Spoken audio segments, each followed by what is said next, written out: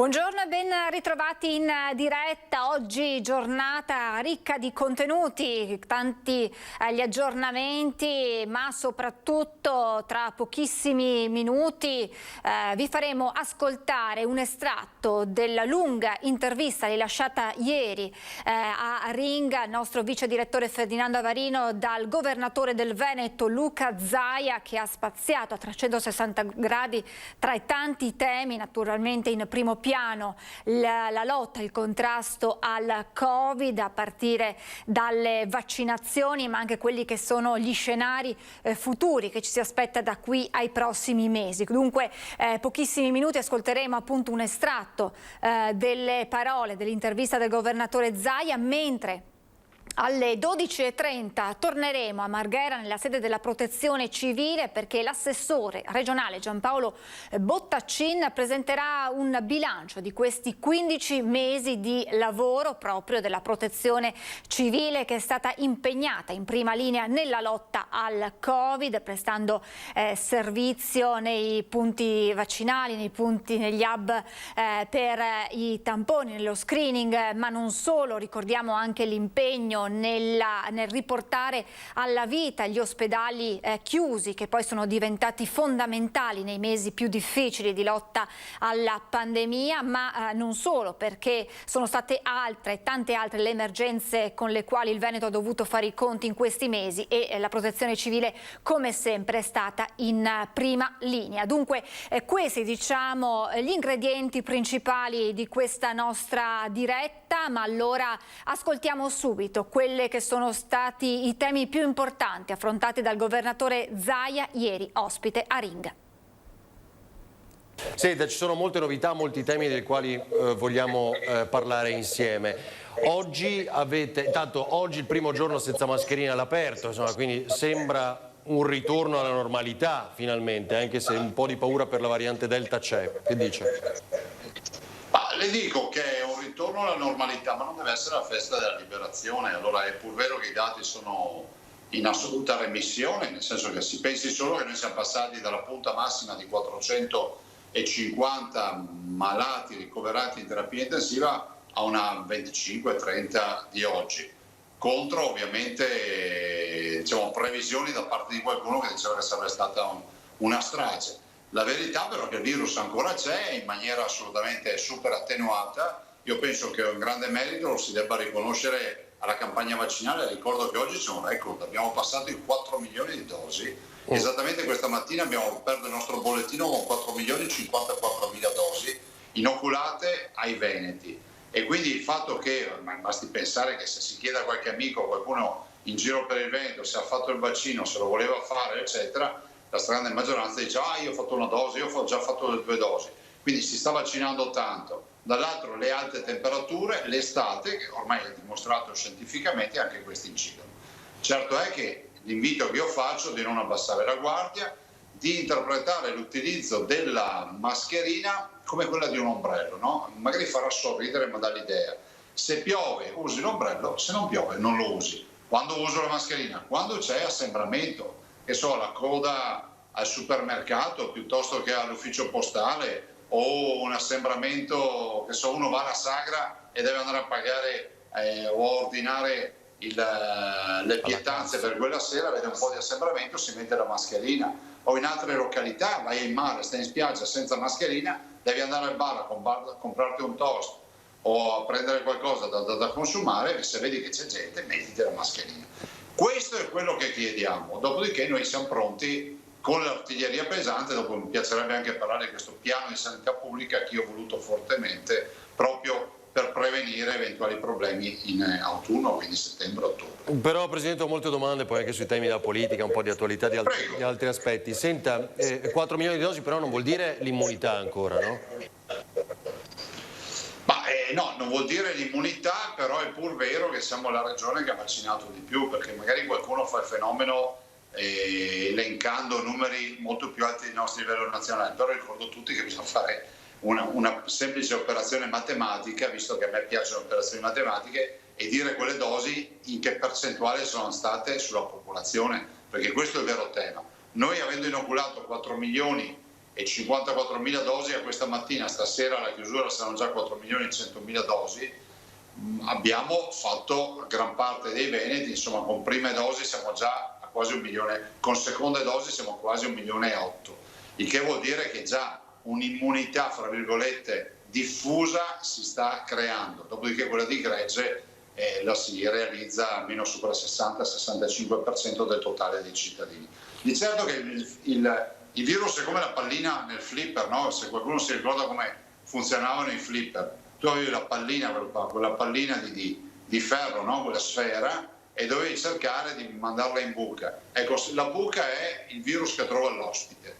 Tutto il resto sono punti che fanno rimbalzare la pallina, ovvero sono le persone vaccinate che dicono io sono vaccinato e rimandano la pallina in campo. E quindi dobbiamo evitare che il virus possa trovare un ospite non vaccinato ed esposto magari anche con qualche patologia. Però insomma direi che ormai l'evoluzione sul fronte dei vaccini c'è stata e della campagna vaccinale.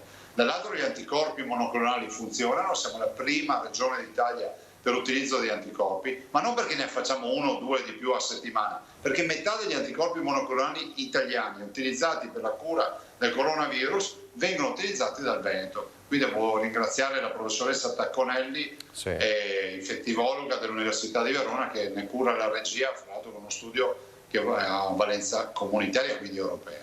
Poi c'è lo zooprofilattico, c'è un problema di sequenziamento nel nostro paese, no? L'abbiamo detto tante volte su questo aspetto, cioè bisogna fare più sequenziamenti. Sì, lei dice bene Avarino, perché noi siamo stati i primi in Italia, a me spiace dirlo, se uno di Zaia è megalomane, no, io vi dico come stanno le robe, no? Se c'è qualcosa che non funziona ve la dico, ma sul fronte del sequenziamento vi ricordo che noi siamo quelli che hanno dato più dati sequenziati alla banca dati nazionale. Noi crediamo nel sequenziamento, che spiegato alla signora Maria cosa vuol dire. Vuol dire che quando troviamo una positività al virus, e in questi giorni ne troviamo veramente poche, stiamo parlando di qualche unità per provincia, mandiamo in laboratorio il campione e il laboratorista, quindi il genetista, cos'è che fa? Va a vedere la carta d'identità, perché noi sappiamo che il virus ogni volta che entra nell'ospite replica, cioè si riproduce, e replicandosi cambia i suoi connotati, no? Questa è la variante, cioè come se noi partissimo da una mamma e un papà e dopo 2 o 3 generazioni pretendessimo di trovare i pronipoti con gli stesso colore di capelli e di occhi, la stessa fisionomia di trisnonni. No, perché ad ogni replicazione, ad ogni riproduzione poi c'è ovviamente un'evoluzione. Ma noi sappiamo però, questo lo sappiamo, siccome il virus non è una roba visibile, lo vediamo nella sua carta d'identità e quindi le varianti sono roba normale. Ecco, prima roba dei cittadini. La variante non è un nuovo guaio, è una roba normale. Può diventare un nuovo guaio nel momento in cui la variante ha delle caratteristiche di aggressività maggiore, che sta nelle cose, no? Perché il virus meno ospiti trova, più cerca di organizzare il suo genoma affinché diventi sempre più performante nel trovare qualcuno che lo ospita, perché altrimenti il virus sparisce, no? Se per assurdo fossimo tutti vaccinati, il vaccino funzionasse, il virus non ha più ospiti da aggredire, o meglio potrebbe tentare delle variazioni, delle nuove, per diventare più contagioso, per bypassare il vaccino, ovvero l'effetto del vaccino, e cercare di incastrarsi da qualche parte. Oggi noi sappiamo che abbiamo fatto un piano di sanità pubblica, qua le devo dire su mia forte volontà, e pur non avendo oggi positivi, perché ne abbiamo veramente pochi, ma di fare almeno 30.000 tamponi al giorno. E qui oggi è lunedì, le dico che da oggi si parte proprio sul serio in tutte le ULSS, ogni ULSS avrà il suo numero di tamponi, andrà a farli al supermercato, nelle aziende, parlerà con le associazioni di categoria, li farà nei mercati rionali, delle settimanali, li può fare presso le discoteche quando saranno aperte le discoteche, li potranno fare alle sagre, mettersi d'accordo con le prologue. Anzi, un appello a tutti coloro che pensano di avere un minimo di aggregazione di persone da vaccinare, che magari contattino le ULSS, contattino i nostri direttori, perché se una persona dice guarda io sono una sagra, penso che ci saranno 500, 600... Venite 700 qui a fare i tamponi. No, sì. Noi potremo portare il gazebo con i nostri sanitari e fare una campagna di tamponi. Le scuole purtroppo, per fortuna, diciamo, i ragazzi meritano anche il riposo, sono chiuse perché sennò avremmo continuato anche con le scuole. Per far che? per valutare il grado di circolazione del virus, cioè dobbiamo capire quanto ce n'è ancora in giro, no?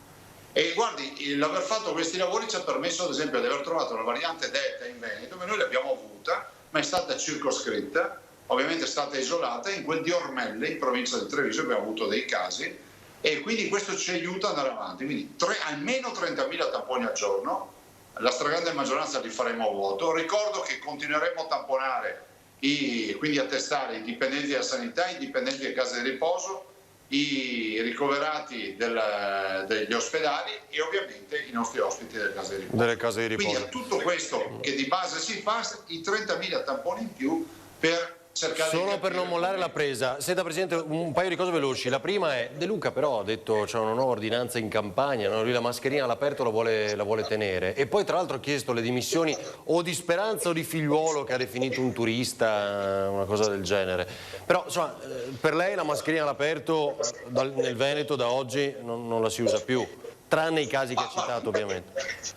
Allora, partiamo sempre dal presupposto che se vogliamo affrontare il tema in senso purista, io dovrei dire dovremmo girare tutti con lo scafandro. Fin qua ci siamo, no? Li abbiamo sentiti gli scienziati che hanno sempre le soluzioni ad hoc. Chiudetevi in casa. Ecco, io ovvio che non posso dire ai cittadini girate con lo scafandro. Siccome i veneti sono persone per bene e ascoltano, e lo abbiamo visto, diciamo le indicazioni, dico cari veneti, girate senza mascherina. Se trovate un assembramento ve la mettete, perché sta nel proteggere voi stessi anche se siete vaccinati. E perché ve lo dico? Non perché il vaccino non funzioni, ma ve lo dico perché potreste portarvi a casa il virus e magari trasmetterlo a qualcun altro e voi non vi ammalate perché siete vaccinati. Perché ricordo che il vaccinato scusi Avarino, può comunque essere sempre contagioso, cioè diventare quello che noi definivamo impropriamente portatore sano, no? Quante volte l'abbiamo sentito sto termine? No, non si ammala ma fa male. Quasi l'asintomatico, diciamo, quasi. Ma formalmente è un paziente positivo asintomatico vaccinato. Il vaccino che ruolo ha? Di renderlo asintomatico, di non mandarmelo in terapia intensiva all'infettivo altro. Cosa voglio dire? Quindi i veneti sono persone responsabili, io non la farò mai in ordinanza per obbligarli a portare la mascherina con 30 gradi, 35 gradi d'estate. Se De Luca ha fatto questo, immagino reputi il fatto che i suoi cittadini non hanno bisogno di regole con ordinanze perché altrimenti non riescono, diciamo, a mettersi in sicurezza quando c'è necessità di portare la mascherina. Immagino questo, però senta, io sono autonomista, fortemente autonomista. Ma poi ne parliamo. Saranno affari suoi, no? Nel senso che lui si interessa tanto dei fatti nostri, noi non dei suoi, quindi faccia quello che vuole. In Veneto non si porta. Chiarissimo. Senta Presidente, piccola curiosità, lei poi per classe d'età fece il Pfizer, ricordo. Ha fatto l'eterologa? Sì. No, Pfizer, comunque anche la seconda, no? Quindi... Sì, io ho fatto Pfizer prima, Pfizer seconda. Si sarebbe fatto con l'AstraZeneca. Ho aspettato il mio turno. Esatto. Se avessi fatto come qualcun altro avrei fatto l'AstraZeneca, perché all'inizio, diciamo, sotto i 55 anni era raccomandato l'AstraZeneca, poi si è rovesciato, no? Poi sotto i 60 e poi alla fine sopra i 60. Quindi aspettando il mio turno io ho fatto la prima dose, se non ricordo male, il 17 maggio e poi ho fatto se non ricordo male, lunedì scorso, adesso 35 giorni dopo. Comunque 35 sì, giorni. Anzi no, le dico, ho anticipato di qualche giorno perché avevo l'incontro col capo dello Stato, lì c'è tutta una procedura, ho detto ma per essere tranquillo faccio anche la seconda dose, perché lì bisogna ovviamente portare i tamponi a 48 ore eccetera, ho detto vado anche col certificato vaccinale, quindi non ho problemi. Quindi ha già fatto, ha stampato, perché sai, adesso c'è il tema, Green Pass, arriva il codice, tutto quello. No, io il Green Pass non l'ho stampato. Ecco, perché guardi, qua si dice, però scusi, solo un flash Presidente, perché una delle cose diciamo che poi si sta diffondendo un po' nelle ultime ore è anche la proposta che ha ribadito oggi Sileri, che è andate in vacanza o prenotate soltanto dopo la seconda dose, bisognerebbe cambiare il Green Pass che non si possa ottenere già dopo la prima dose, insomma, cioè questo diventa un po' lo scenario di ulteriore sicurezza, che ne pensa? Ma guardi, io penso che, come si può dire, le raccomandazioni sono sempre utili perché poi ognuno di noi in maniera autonoma si regola. Dico alla gente che vadano in vacanza e si mettano in protezione quando c'è mancanza di distanziamento, punto. È innegabile che se non avessimo buttato il cuore oltre l'ostacolo, saremmo ancora chiusi, perché c'era chi diceva che avremmo avuto centinaia di morti tutti i giorni, no? Ve lo ricordate questo? Allora, a livello nazionale insomma li abbiamo sentiti questi ragionamenti, che poi guardate, io non biasimo nessuno, però dico anche che quando tu fai delle dichiarazioni, tu, intendo il sottoscritto, gli scienziati, tutti i politici, tutti noi abbiamo delle responsabilità, perché poi in base all'autorevolezza della fonte la notizia poi rimbalza dal locale, va al regionale, va al nazionale, poi va a livello internazionale. Poi si rischia di svuotare spiagge o montagne, perché magari arriva in qualche paese la notizia che l'Italia consiglia ancora il coprifuoco, non so, ho letto di ste robe. Allora io dico questo, non ho stampato il mio Green Pass perché, ve lo dico con sincerità, cioè mi devo prendere un'altra laurea per riuscire a farmi lo speed, ma non voglio dire parolacce. No, ma arriva l'SMS con quel codice, in teoria è molto semplice, però io non ho ricevuto l'SMS. In teoria è molto semplice, mettetevi nei piani di chi non ha gli strumenti, certo, degli anziani, ma possibile che in questo paese ci sia sempre sto casino?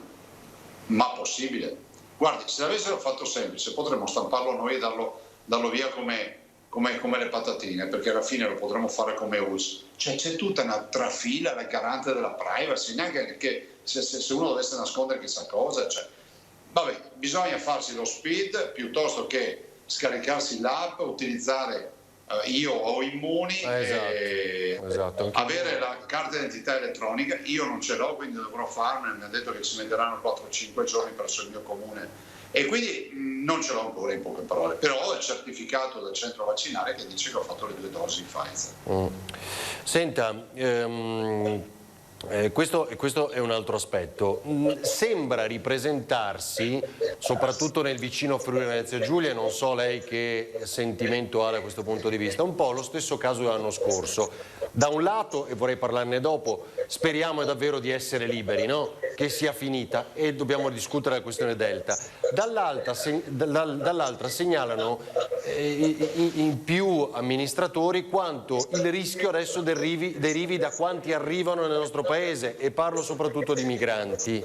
Lei che sensazione ha? Cioè, che spesso molti di questi tamponi siano effetto dei nuovi arrivi. È così? Ma guardi, allora noi abbiamo oriundi, cioè abbiamo veneti che si infettano, abbiamo anche degli immigrati. Oggi non le so dire statisticamente quale sia la ripartizione, e onestamente non abbiamo neanche mai fatto, i dati ce li abbiamo, farò fare un'elaborazione, ma non è che siamo partiti dal presupposto che bisogna catalogare le persone in base al colore della pelle. Certo è che l'esposizione a rischio è maggiore se tu arrivi da un territorio, penso all'Africa, dove testi non se ne fanno, dove profilassi non se ne fa, prevenzione non se ne fa, e dove il virus comunque sta circolando, sarà inevitabile che ci sia una maggiore esposizione a rischio. Ma qui non è che bisogna essere razzisti per dire queste robe, bisogna essere obiettivi. E questo paese si fa male sempre a causa del politically correct. Sentite, se si dice che i cittadini del mio paese hanno una variante diciamo contagiosissima, sarà inevitabile che ci mettano in una zona rossa, giusto, e si faccia l'isolamento finché non è risolto il problema. Cioè non è che siamo meno cittadini di quelli del comune a fianco, cioè dobbiamo uscire da sta roba. Allora gli immigrati che arrivano, se arrivano senza controlli, ci espongono di più a rischio, punto. Ma così sarebbe anche se arrivasse un turista da qualche paese, tant'è vero che il turista americano piuttosto che neozelandese o panamense eccetera, chiediamo le certificazioni, solo che gli immigrati che arrivano senza modalità organizzate sono privi di ogni certificazione, privi di ogni vaccinazione di profilassi. Però Presidente, ci stiamo spaventando di nuovo, e lei sa benissimo quale sia ormai il livello di sopportazione, bassissimo per tutti, che siano o si chiamino, si definiscano scettici dei vaccini, di questa pandemia, di tutto quello che vogliamo, ma anche le persone che definiamo normali, no ovviamente, ma che sono state più attente, non ne possono più. Cioè adesso sta variante Delta. La variante Delta, Marino, è una variante del tema, nel senso che noi stiamo monitorando, è giusto che ci siano le informazioni, perché non si può neanche pensare di gestire tutto senza informare. Insomma, voi siete stati artefici di quello che sono state le mie 300 conferenze stampa, e se non ci fosse stata l'informazione che voi mi avete garantito come gruppo Media Nord-Est assieme a tutti i vostri colleghi del Veneto, oggi noi avremo una storia narrata, come si dice, la storia la scrivono sempre i vincitori, invece l'hanno scritta i Veneti in Veneto. I Veneti hanno avuto informazioni al sottoscritto, può piacere, può non piacere quello che ho detto, ma io ho detto la verità. Di certo le informazioni hanno avute da quelli che cercano la polemica, no? Quelli che quando avevamo le giornate di difficoltà erano sugli scudi a gridare al lupo e poi spariscono puntualmente. La verità è che noi dobbiamo informare i cittadini, io quindi sono da parte di chi dice che vanno informati, senza fare allarmismo o liberi tutti, ma dicendo: guardate ragazzi, c'è questa novità, ce ne saranno altre, ma comunque ne verremo fuori. Guarda, i veneziani dicevano, nella Repubblica Veneta dicevano che un'epidemia che ha avuto Pasqua e un Natale. Le 2 Pasque le abbiamo fatte, il Natale l'abbiamo fatto, quindi io spero veramente che ne veniamo fuori. Del resto guardi che gli indicatori, lo dico ai veneti, so che voi siete molto seguiti, e non solo in Veneto, gli indicatori ci dicono comunque che la situazione è assolutamente in netto miglioramento. Speriamo davvero, perché poi ovviamente si legge già di possibili zone rosse, possibili chiusure delimitate in territori non ampie, questa è la preoccupazione, che se già ci dobbiamo preparare a settembre così. Sì, Alvarino, però le dirò anche un'altra roba che dipende tanto da noi. Allora io penso che le condizioni che abbiamo vissuto nella seconda ondata, quella di novembre-dicembre 2020, non si ricreeranno. Però è pur vero che poi dipende da noi. Allora, se partiamo dal presupposto che se uno gira con lo scafandro e si chiude in casa quando non gira, non si infetta. In via teorica non si infetterà mai. Allora, io non dico girare con lo scafandro, non dico neanche di chiudersi in casa, ma dico semplicemente di utilizzare quelle norme minimali di protezione. E ricordiamolo tutti, guardi che la stragrande maggioranza delle infezioni che abbiamo avuto sono avvenute tra parenti non conviventi, quindi nonni con i nipotini, figli con i genitori, genitori con i figli, fidanzati, fra virgolette, sì, diciamo quasi conviventi, che comunque poi portavano nelle loro famiglie d'origine il virus magari. Quindi l'attenzione massima va fatta appunto in queste cose. Quante persone si sono messe in sicurezza andando a far visita ai genitori non conviventi? Ma non si abbassava la guardia. Quanti nipotini sono stati portati dai nonni pensando che comunque non succede niente? Io ne ho a iosa racconti di nonni che si sono beccati il coronavirus perché sa mio nipote va all'asilo, mio nipote va alle scuole, ma io non sto accusando nessuno, ci mancherebbe, però queste sono le origini del contagio. Oppure gli assembramenti, li abbiamo visti di tutti, no? Durante la fase autunnale, le piazze piene. Ricordo che non solo io ma anche i sindaci del Veneto, con un atto di eroismo e di responsabilità, facemmo una riunione per decidere di chiudere le piazze.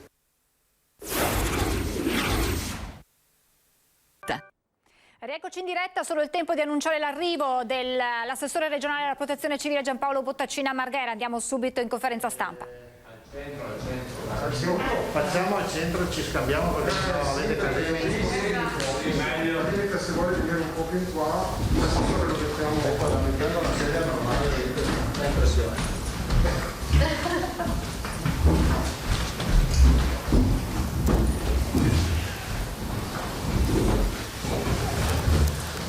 Ditemi voi quando è l'ora.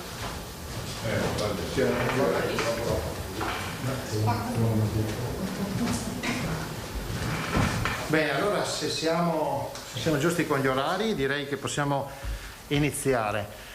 Allora, faccio una brevissimissima introduzione perché poi abbiamo preparato un piccolo video da vedere qualche minuto e direi che dopo tutti questi mesi di attività svolta dalla protezione civile nel totale, come è loro stile, spirito di solidarietà e anche silenzioso, diciamo, di supporto alla sanità per il Covid, attività che poi è stata, come dire, affiancata anche dall'attività ordinaria che loro svolgevano e svolgono nelle altre emergenze, credevo fosse interessante anche comunicare tutta l'attività anche con qualche numero.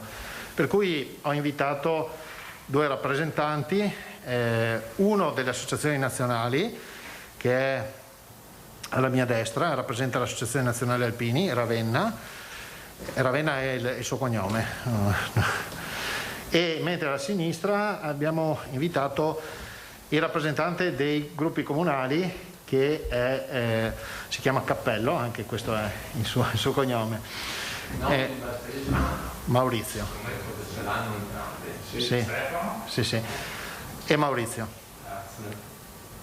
A cui dopo daremo la parola ovviamente. Alla mia sinistra lo conoscete, c'è l'ingegner Luca Soppesa che è il direttore della protezione civile regionale. Io direi che possiamo far partire il piccolo video.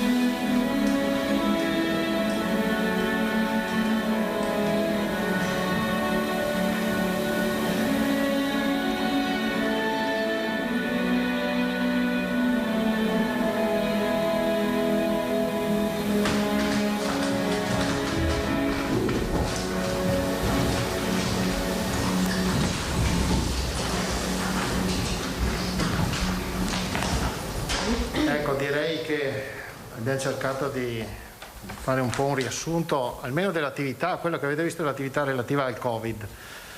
E fin dalla prima sera, il 21 febbraio, i volontari della Protezione Civile sono scesi in campo e anche le nostre strutture, perché già da quella sera sono state montate le tende a Schiavonia, no? Non si sapeva ancora cosa fosse, ma la Protezione Civile è scesa in campo immediatamente. E da allora è stato un continuo. È stato un continuo e quindi magari ho pensato di mettere in fila anche per spiegare cosa è stato fatto, cos'è il sistema della Protezione Civile, perché io di solito faccio questa similitudine, no? Visto che c'è anche Ravenna che rappresenta un'associazione d'Arma, che le guerre si vincono sicuramente con le truppe d'assalto, e qui c'era una guerra contro il virus e le truppe d'assalto sono state ben rappresentate da tutto il mondo sanitario, quindi medici, infermieri, operatori sociosanitari eccetera, ma dietro servono i reggimenti logistici. Avete visto quante immagini, ma non solo di quella che magari è stata la parte più nota al cittadino, la consegna della mascherina, ma di tutta una serie di attività logistiche complicatissime, peraltro in alcuni casi effettuate solo in Veneto. Pensate, noi abbiamo riaperto 6 ex ospedali, e a differenza di altre regioni che hanno scelto strade diverse per aumentare i posti letto della propria sanità.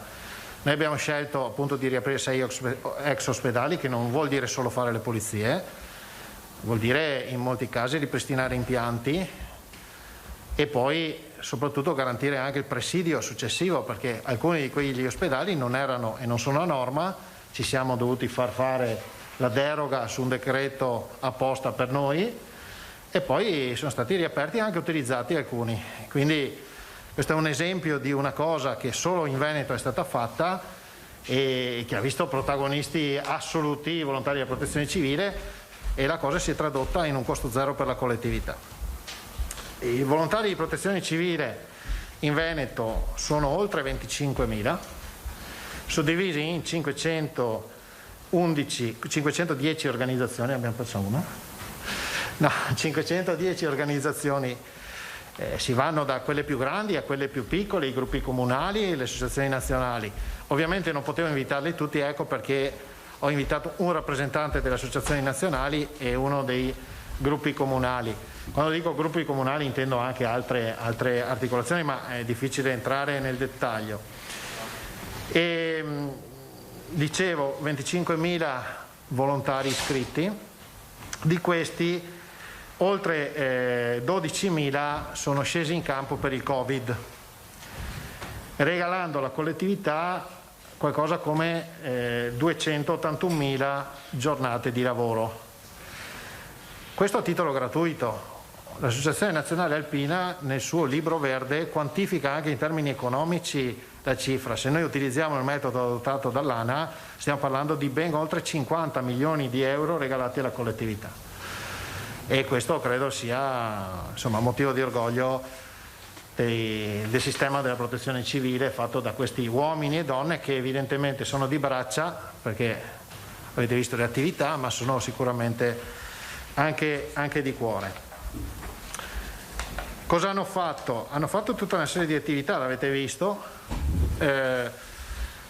Pensate, magari il cittadino non lo sa, anche l'attività di contact tracing. Tante volte quello che telefonava a casa del cittadino non era un sanitario, era un volontario di Protezione Civile, ovviamente formato e sotto la supervisione della sanità, del Dipartimento di Prevenzione, ma era un volontario di Protezione Civile. Ma così come tutta una serie di aspetti legati alla logistica sanitaria, quindi la consegna di materiali sanitari per la nostra sanità, ma nei dettagli magari faccio parlare l'ingegnere Soppelcia, e si traduce in un esercito di uomini e donne da sempre presenti in campo. Voi vedete che c'è stato nel corso della prima fase un picco importante, era una cosa che non si conosceva, c'era la consegna di mascherine, c'era tutta una serie di attività aggiuntive, vedete il primo picco, poi si è attenuata durante l'estate, poi è ripresa e sta continuando, perché oltre all'attività dei punti tamponi si è aggiunta l'attività vaccinale, anche lì c'è un presidio, se qualcuno di voi ha fatto il vaccino lo sa, i volontari sono sempre sul posto e hanno allestito anche in molti casi le postazioni vaccinali, stati i volontari della protezione civile. La riattivazione dei 6 ex ospedali ne ho già parlato, ma la sottolineo sempre perché credo sia importante sottolinearla, perché credo sia un'esperienza fatta in Veneto, unico caso, e che ha avuto effetti assolutamente positivi. Tra le attività, anche qui nella sala di fianco a questa, rispondevano sempre i volontari della protezione civile al numero verde, no? Su tutta la questione relativa alle ordinanze, ai decreti, e abbiamo ricevuto mediamente centinaia di giornate al giorno, anche oltre 300 nei giorni di picco. Dopodiché in questo anno non è che le altre emergenze si siano fermate. Abbiamo avuto 15 stati di crisi in Veneto, e anche in quel caso i volontari, ancorché una parte di essi impegnati nelle attività relative al Covid, sono scesi in campo. Oltre ai 15 stati di crisi abbiamo avuto anche incendi boschivi anche abbastanza rilevanti, e anche in quel caso sapete che gli incendi boschivi sono competenza delle regioni, anche questo a volte non è noto, no? Però dal 2000 per legge gli incendi boschivi sono competenza delle regioni, noi abbiamo l'elicottero, possiamo attivarne altri, eccetera. Però gli operativi, oltre ai nostri operatori, quindi dipendenti della regione, sono i volontari della protezione civile, quelli specializzati nell'antincendio boschivo. Sono circa 1 migliaio in Veneto, e quindi hanno dovuto fronteggiare anche questo. E le emergenze più grandi le abbiamo elencate. Emergenza meteo di agosto 2020, in realtà c'è stata la tromba d'aria, ma prima c'era stato anche l'evento alluvionale nel Bassanese. E poi c'è stata l'emergenza meteo di dicembre 2020, anche qui è passata sotto traccia, ma in dicembre 2020 ha piovuto molto di più che nel 2010, quando in Veneto ci fu mezzo Veneto allagato. Ci sono stati dei danni, sicuramente non grandi come quelli del 2010, e questo perché evidentemente le opere di difesa del suolo che stiamo realizzando hanno un'efficacia. È chiaro che quando i danni sono minori fanno meno notizia rispetto ai danni maggiori, però se piove di più e abbiamo meno danni vuol dire che le opere di difesa del suolo sono state realizzate, sono efficaci, bisogna continuare a realizzarle perché danno efficacia. Ha piovuto più anche del 1966 a dicembre, quando ci furono 100 morti in Veneto, e questo conferma ancora una volta che le opere di difesa del suolo che stiamo facendo sono importanti. Però anche qui vedete, insomma, migliaia di volontari impegnati in queste emergenze. Poi siamo andati a dare una mano all'Emilia Romagna per la sua emergenza, poi l'emergenza neve di inizio di quest'anno, eccetera. Come dicevo prima nella slide successiva, previsione e prevenzione, evidenzio appunto che pur avendo piovuto di più nel dicembre 2010, lo sottolineo perché quell'emergenza è passata sotto traccia come fosse un'emergenza minore. In realtà ha piovuto più del 2010, questo è il dato oggettivo. Poi abbiamo utilizzato bacini di laminazione, siamo riusciti a gestirla. Ovviamente danni ce ne sono stati, e ancora una volta sono scesi in campo i volontari della protezione civile. Ha investito prevalentemente le province di Belluno, Vicenza e anche la parte alta della provincia di Treviso, però insomma i danni sono stati accettabili. Ecco, io poi dopo ho messo una slide finale, dopo queste ve le consegniamo, sull'oggi e sul domani del sistema di protezione civile del Veneto, dove evidenzio alcuni punti di eccellenza riconosciuti a tutti i livelli, di cui è dotata la protezione civile del Veneto, che quindi può contare sul numero più alto d'Italia di volontari rispetto al numero di abitanti. Ci supera la Lombardia in termini assoluti, però ovviamente al doppio di abitanti. Sottolineo un altro aspetto, che i volontari sono preparati, sono non professionisti perché sono volontari, ma sono professionali. Quando c'è un'emergenza tanti ragazzi mi chiamano, anch'io voglio andare a dare una mano. Quando gli spieghi che per indossare la divisa il prerequisito di base è fare il corso base di 40 ore, allora dicono: ah caspita, ma pensavo che bastasse la buona volontà. Invece non è così, perché quando indossano la divisa devono essere in grado di fronteggiare in maniera responsabile tutti gli scenari anche complessi che gli si presentano di fronte. Quindi non è più come possiamo dirlo, no? Qualche decennio fa, qualche lustro fa, in cui il volontario era uno che cercava di dare una mano, ma magari poteva servire per fare attività più semplici. Oggi sono in grado di fronteggiare situazioni veramente complesse, senza che me ne voglia nessuno, ma non per fare, stare appesi a un elicottero e fare un salvataggio in montagna, cosa che fa quotidianamente il soccorso alpino, non è un'attività poi così banale, no? Così come andare a spegnere un incendio boschivo di una certa dimensione non è un'attività banale, no? Ecco, queste sono le attività per cui sono preparati i volontari di protezione civile. Io ho il mio progetto sperimentale che si chiama PIMOT, ma magari questo lo affronteremo in altra sede, perché oggi è il giorno dei volontari di protezione civile e quindi io veramente volevo che fosse data adeguata rilevanza al loro ruolo e anche voce, ecco perché ne ho invitati 2 in rappresentanza. Ringrazio anche le strutture mie regionali che si sono dovute fra l'altro anche stringere in termini, come dire, logistici negli spazi, perché in questo anno la nostra sede è stata, come dire, pacificamente invasa da altre strutture, nel senso che abbiamo condiviso l'attività di emergenza del Covid con la sanità, dovendo fare anche tutto il resto. Quindi ringrazio le mie strutture che, pur essendo in pochi, comunque non si sono mai fermati, e soprattutto ringrazio i volontari della protezione civile. Io darei la parola all'ingegner Soppesa se vuole dare qualche numero magari un po' più dettagliato e poi dopo non so chi parli per primo, ma insomma andiamo in ordine alfabetico. Allora, buongiorno a tutti. Innanzitutto colgo l'occasione anch'io, come ha fatto l'assessore, per ringraziare l'enorme lavoro che è stato svolto dal volontariato della protezione civile in questa emergenza che non è ancora terminata e che sta andando avanti ormai da 16 mesi.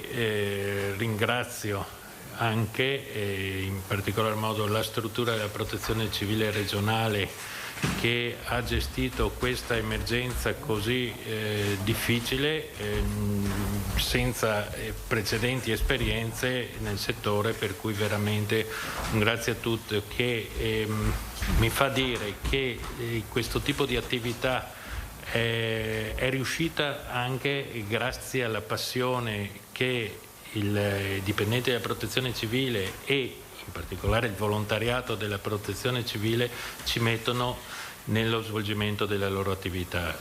Oltre chiaramente alla struttura della regionale, non vanno assolutamente dimenticati, per il grosso lavoro che è stato fatto, anche i colleghi delle amministrazioni provinciali e dei comuni che tanto si sono adoperati e si stanno adoperando per la gestione di questa emergenza. L'assessore ha evidenziato in particolare l'aspetto di questo supporto che è stato dato dalla protezione civile alla sanità. Supporto che è stato dato anche attraverso il trasferimento di milioni di materiali che pervenivano o dalle donazioni o dal commissario per l'emergenza, in quel momento era il commissario Arcuri, che venivano consegnati presso i magazzini della protezione civile di Padova oppure di Campiglia dei Berici, che è il magazzino dell'ANA, e dopo venivano distribuiti in parte agli enti territoriali, ma in buona parte alle strutture della sanità. Abbiamo decine di milioni di mascherine consegnate alla sanità, abbiamo per esempio ventilatori, venivano consegnati i ventilatori polmonari, vi ricordate a aprile, maggio, questa corsa alla ricerca di ventilatori polmonari, venivano consegnati alla protezione civile che dopo li trasferiva alla sanità. E per quanto riguarda le donazioni, sono state distribuite dalla protezione civile un quantitativo grosso modo corrispondente a 31 bilici di materiali consegnati e distribuiti appunto in parte alla sanità e in parte alla popolazione piuttosto che alle organizzazioni di volontariato o agli enti territoriali.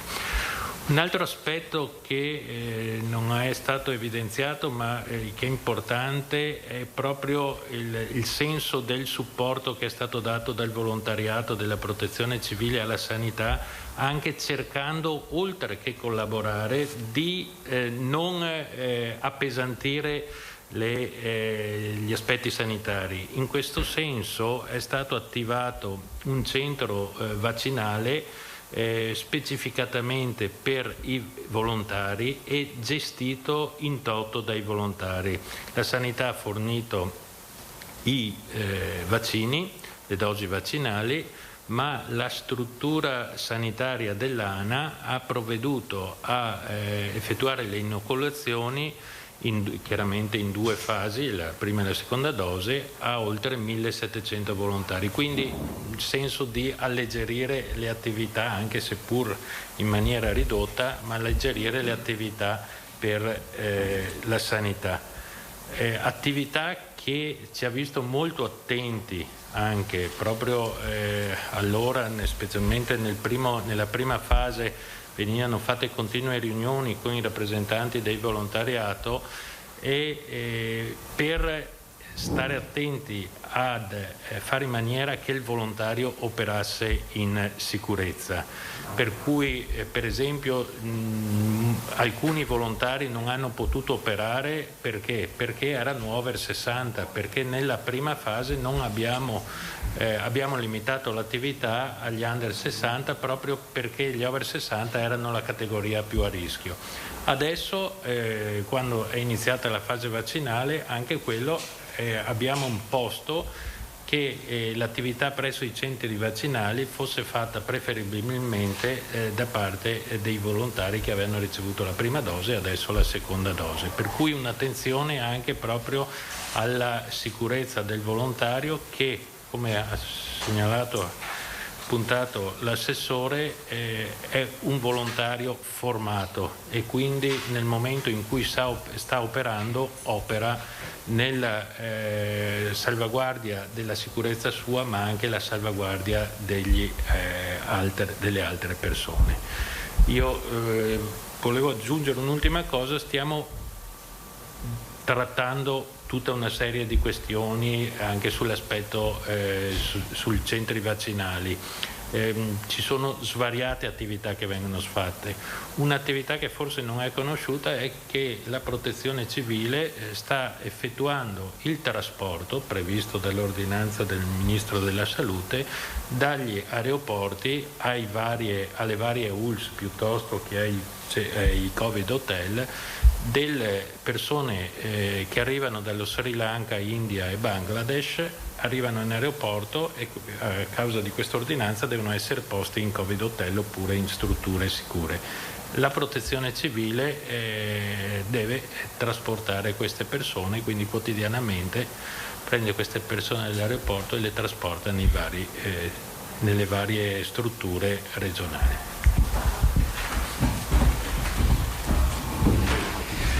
Grazie all'ingegner Soppelsa. Adesso io darei la parola andiamo in ordine alfabetico. Maurizio Cappello, che appunto rappresenta le organizzazioni territoriali. Noi abbiamo in Veneto centinaia di organizzazioni territoriali, loro hanno un rappresentante per ogni provincia e poi i 7 rappresentanti provinciali hanno individuato Maurizio, che è anche il rappresentante della provincia di Rovigo, come rappresentante dei 7 rappresentanti, quindi rappresentante regionale delle organizzazioni territoriali, per cui lascerei il posto a Maurizio.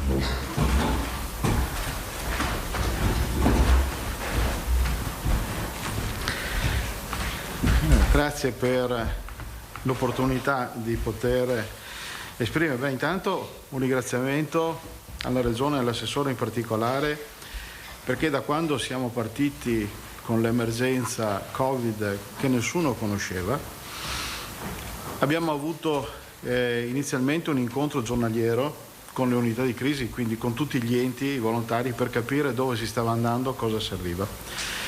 I volontari sono la prima colonna del sindaco per cui quando i sindaci hanno aperto i COC, e molti sindaci, confesso, magari avevano anche il dubbio di cosa significasse la parola COC, vicino a loro avevano i volontari che li supportavano. Il ricordo vivo che ho è che quando nella prima settimana abbiamo fatto la raccolta da Rovigo a Padova per le mascherine, le prime mascherine che portavamo alle famiglie, l'autostrada completamente deserta. Il fermarsi per la strada e non vedere un veicolo passare per minuti e minuti, e solamente i veicoli che passavano erano veicoli istituzionali, polizia, carabinieri, guardia di finanza, protezione civile. E ricordo quando Curcio è stato reinsediato, che in una video call che ha avuto con le 2 consulte nazionali ha detto: voi siete stati il collegamento tra gli enti, lo Stato e la popolazione in un momento in cui non c'era nient'altro. E noi eravamo dentro, abbiamo dato, abbiamo fatto, non ci siamo mai posti questo come problema né come dato, lo scopriamo dopo. È vero che a livello di paese soprattutto la gente del posto chiedeva ai volontari di protezione civile, che fossero o non fossero in divisa, ma perché poi a livello comunale sono conosciuti, quali erano le interpretazioni da dare all'ordinanza, il senso da dare ad esempio alla passeggiata vicino a casa. Qual è il significato della passeggiata vicino a casa in un piccolo paese di campagna, quando in realtà poi è tutta campagna? E ricordiamo anche nel momento in cui le prime attività si sono aperte, il supporto e i servizi ai mercati. Ricordiamo, prima abbiamo visto un'immagine che passava, la sanificazione delle strade, quando era probabilmente uno dei pochi segnali che si riusciva a dare ai cittadini, che non capivano neanche loro, ma dovevano stare in casa per la loro tranquillità. È stato un punto d'unione, è stata una dimostrazione che questi volontari c'erano. I numeri che l'assessore ha messo in campo sinceramente hanno sorpreso anche noi, non ci si rendeva conto di essere così tanti, nessuno si è tirato indietro. Uno dei problemi con i famosi over 60 era quello di tenerli a casa, perché non esiste che un signore di 60 anni che va a lavorare ed è volontario di protezione civile, per cui in realtà è qui per fare, venga lasciato da parte. E gli abbiamo riservato altre cose, lavori di segreteria, cioè li abbiamo occupati pure. Accennato ai corsi,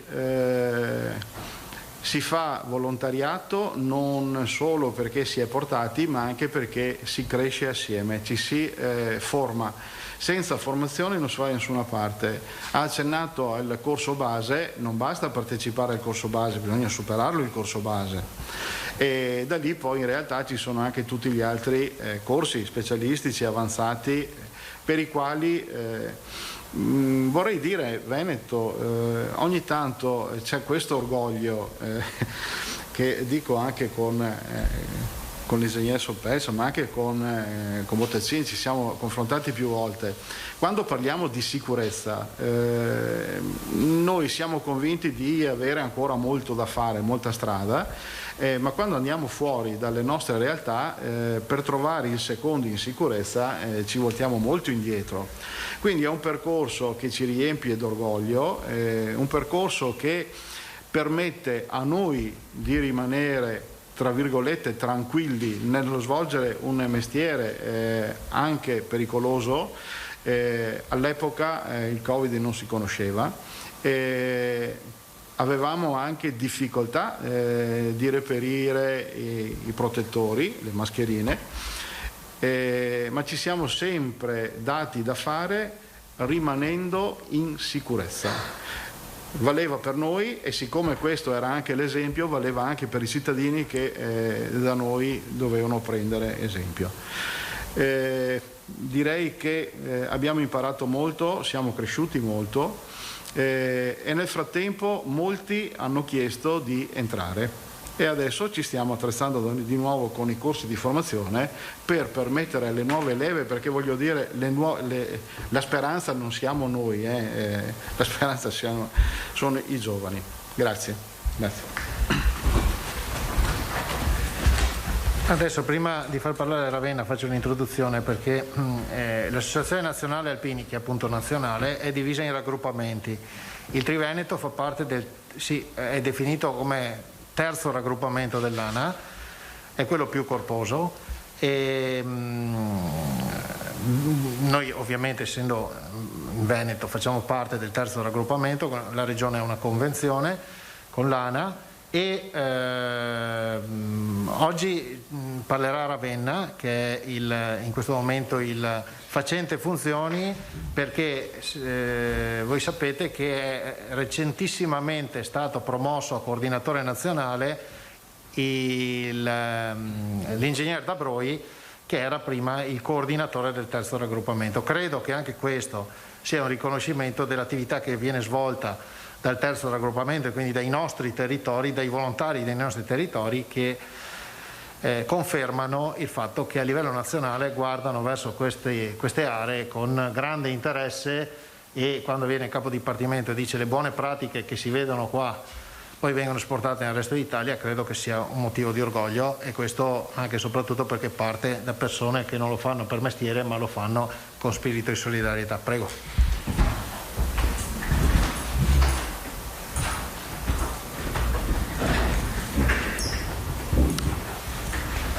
Buongiorno a tutti. Difficile è arrivare adesso a parlare in chiusura, perché tanto è già stato detto da Maurizio, dall'assessore, dall'ingegner Soppelsa.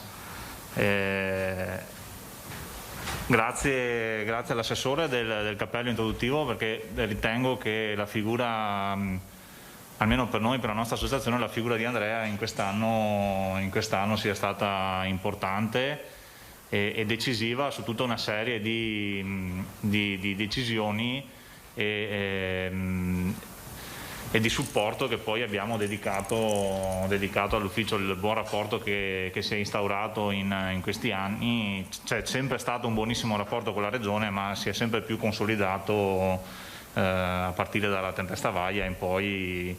Abbiamo consolidato un rapporto sempre in crescere.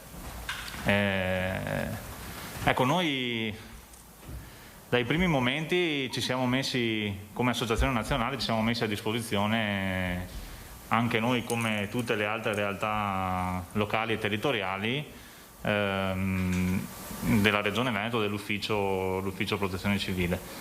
Il nostro compito principale all'inizio è stato proprio quello della logistica, la parte legata allo spostamento dei materiali o al reperimento, al montaggio di tensostrutture piuttosto che tende da campo, sempre a supporto delle ASL e di tutta la parte sanitaria all'inizio della pandemia. È stato un impegno notevole. Successivamente poi con l'assessore e l'ingegner Soppelsa siamo entrati nella fase di ripristino che accennava prima dei sei ospedali, e qui ha fatto gioco forza la nostra struttura, che come struttura nazionale riuscivamo a gestire tutte le nostre realtà sparse per il Veneto, quindi con gestione centrale, supportata e concordata insieme agli uffici provinciali, agli uffici regionali. Siamo riusciti a portare a termine la richiesta che c'era arrivata, e quindi il ripristino dei 6 ospedali. Qui mi sento di ringraziare tutti i nostri volontari che si sono adoperati, ma anche tutte le strutture regionali e sanitarie che hanno seguito le nostre direttive, e insieme la settimana, 6 giorni, abbiamo lavorato per portare a termine il progetto. Questo ci fa capire tutto quel lavoro che c'è stato poi sotto. Da quello poi siamo partiti con l'ingegnere diceva prima magazzino di stoccaggio, quindi noi in quest'anno ci siamo dovuti anche come associazione ingrandire. Avevamo già, prima dell'inizio della pandemia, avevamo già il progetto di migliorare e ingrandire il magazzino che ospita parte delle nostre dotazioni nazionali, che è qui in Veneto, e dal vecchio magazzino che avevamo a Motta di Livenza, che contava un capannone di circa 1600 metri quadri, ci siamo trasferiti poi a Campiglia dei Iberici su una struttura che adesso conta di 3600 metri quadri coperti più altrettanti circa scoperti, dove alloggiamo tutta la dotazione nazionale, è la nostra colonna mobile nazionale, dove alloggiamo tutti i materiali, mezzi e attrezzature che poi vengono impiegati per la realizzazione di campi di accoglienza in caso di eventi calamitosi, terremoti e via. Neanche farlo apposta è capitato proprio nel periodo clou. Abbiamo fatto il trasloco della struttura, avevamo il magazzino ancora in fase di allestimento e insieme all'ingegnere Sopelsa e all'assessore abbiamo detto abbiamo una necessità di riuscire a stoccare il materiale che arrivava dal Ministero per poi girarlo alla parte sanitaria, e anche lì abbiamo comunque risposto favorevolmente, ci siamo messi in gioco noi e insieme anche alle altre strutture, perché poi noi eravamo, diciamo, quello che contava la struttura coperta più grande, ma poi di rimando c'era la provincia di Padova con il suo magazzino che girava altra attrezzatura e altro materiale, quindi la componente logistica è stato il gioco forza del rifornimento di tutta la parte ospedaliera. Su questo accennava prima l'assessore, poi si sono accavallati tutta una serie di emergenze non legate al Covid, ma che comunque sono arrivate nel chiusura del 2020 all'inizio del 2021, che hanno comunque visto la messa in campo di attrezzature e materiali portati nel Cadore piuttosto che nel Vicentino, nel Trevigiano, e quindi vedete che c'è anche tutta la parte, i volontari si sono sempre adoperati anche in tutte quelle attività che non erano prettamente legate alla pandemia,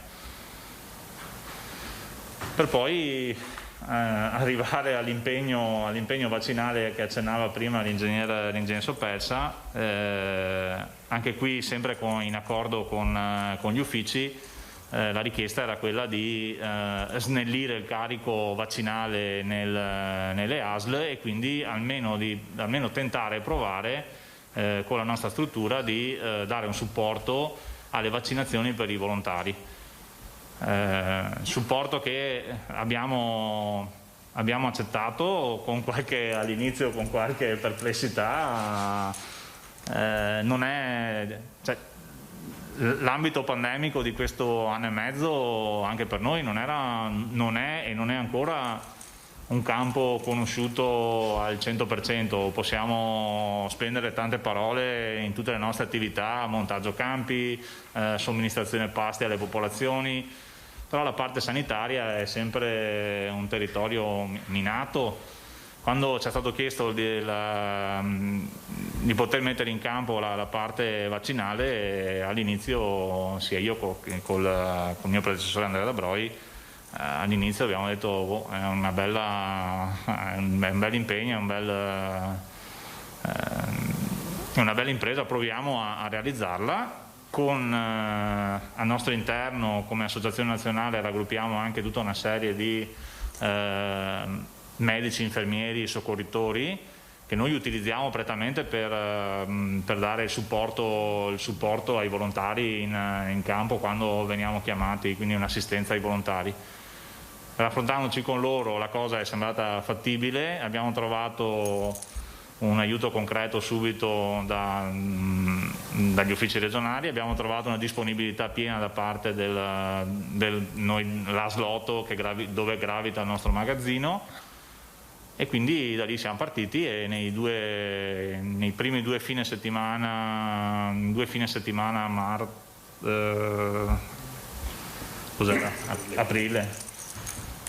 aprile abbiamo vaccinato con la prima dose quasi 1700 volontari, e poi 2 fine settimana fa abbiamo rifatto le seconde dosi, riproponendo in un unico fine settimana la vaccinazione agli stessi 1700. Ecco, questi un po' i numeri arrivando alla fine in quest'anno. Ci tengo, ma ci tiene anche Andrea, credo, a fare un ringraziamento a tutto il sistema regionale con cui ci siamo sempre rapportati e confrontati, e abbiamo sempre trovato un supporto valido, insomma, e un ringraziamento va anche a tutte le altre associazioni nazionali, perché che magari hanno chiamato me oggi come nazionale per rappresentare tutte, ma posso pensare alle varie AGESI piuttosto che ANC, che comunque sono state impegnate tutta quella parte d'ufficio con le nostre registrazioni, il tenere registrati i volontari in tutta la loro attività, cioè tutte quelle attività che magari non si vedono all'esterno, ma che sono per noi importantissime per riuscire poi ad avere i numeri del nostro impiego. Grazie.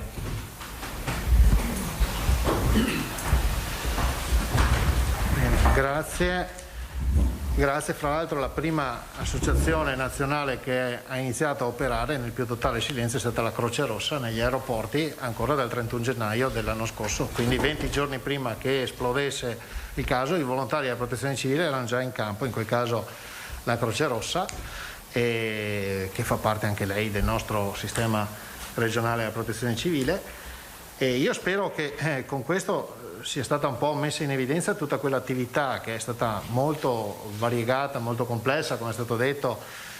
Le piattaforme logistiche principali, centrali su cui ci siamo appoggiati è stata quella di Campiglia dei Berici, gestita dall'Associazione Nazionale Alpini, e quella gestita dal nucleo provinciale di Padova. Guarda Maurizio, perché stiamo parlando di una realtà territoriale, e avete visto che sono state attive di giorno e di notte, cioè le immagini con il carico e scarico camion di notte è perché effettivamente hanno lavorato giorno e notte, e allora ci tenevo in modo particolare a evidenziare questa attività che non è scontata, che non trova uguali in altre parti d'Italia, e che ha consentito alla sanità di concentrare tutte le sue forze veramente in prima linea nella lotta al Covid, e quindi sgravando la sanità di tutte queste attività abbiamo consentito loro di concentrarsi più sulla lotta attiva appunto al Covid, e quindi credevo fosse opportuno evidenziare tutti questi aspetti, ringraziando tutte le 510 organizzazioni. Ovviamente non posso elencarle tutte, alcune si sono, come dire, spese di più su questo fronte, alcune un po' meno, ma non perché non volessero, ma perché sono chiamati ad attività costanti quotidiane che non consentivano di avere un impegno aggiuntivo rispetto a quello che già stavano facendo, o perché quel tipo di impegno è alternativo rispetto a questo. Chiaro che chi fa antincendio boschivo e sta spegnendo l'incendio boschivo non può fare attività di logistica a supporto della sanità, ma tutto il sistema ha funzionato assolutamente bene, perché è stata garantita la copertura di tutto. Ovviamente noi siamo a disposizione per eventuali domande, e vedo che Filippo è alla conferenza stampa a Marghera, il primo che fa la domanda non può che essere Filippo.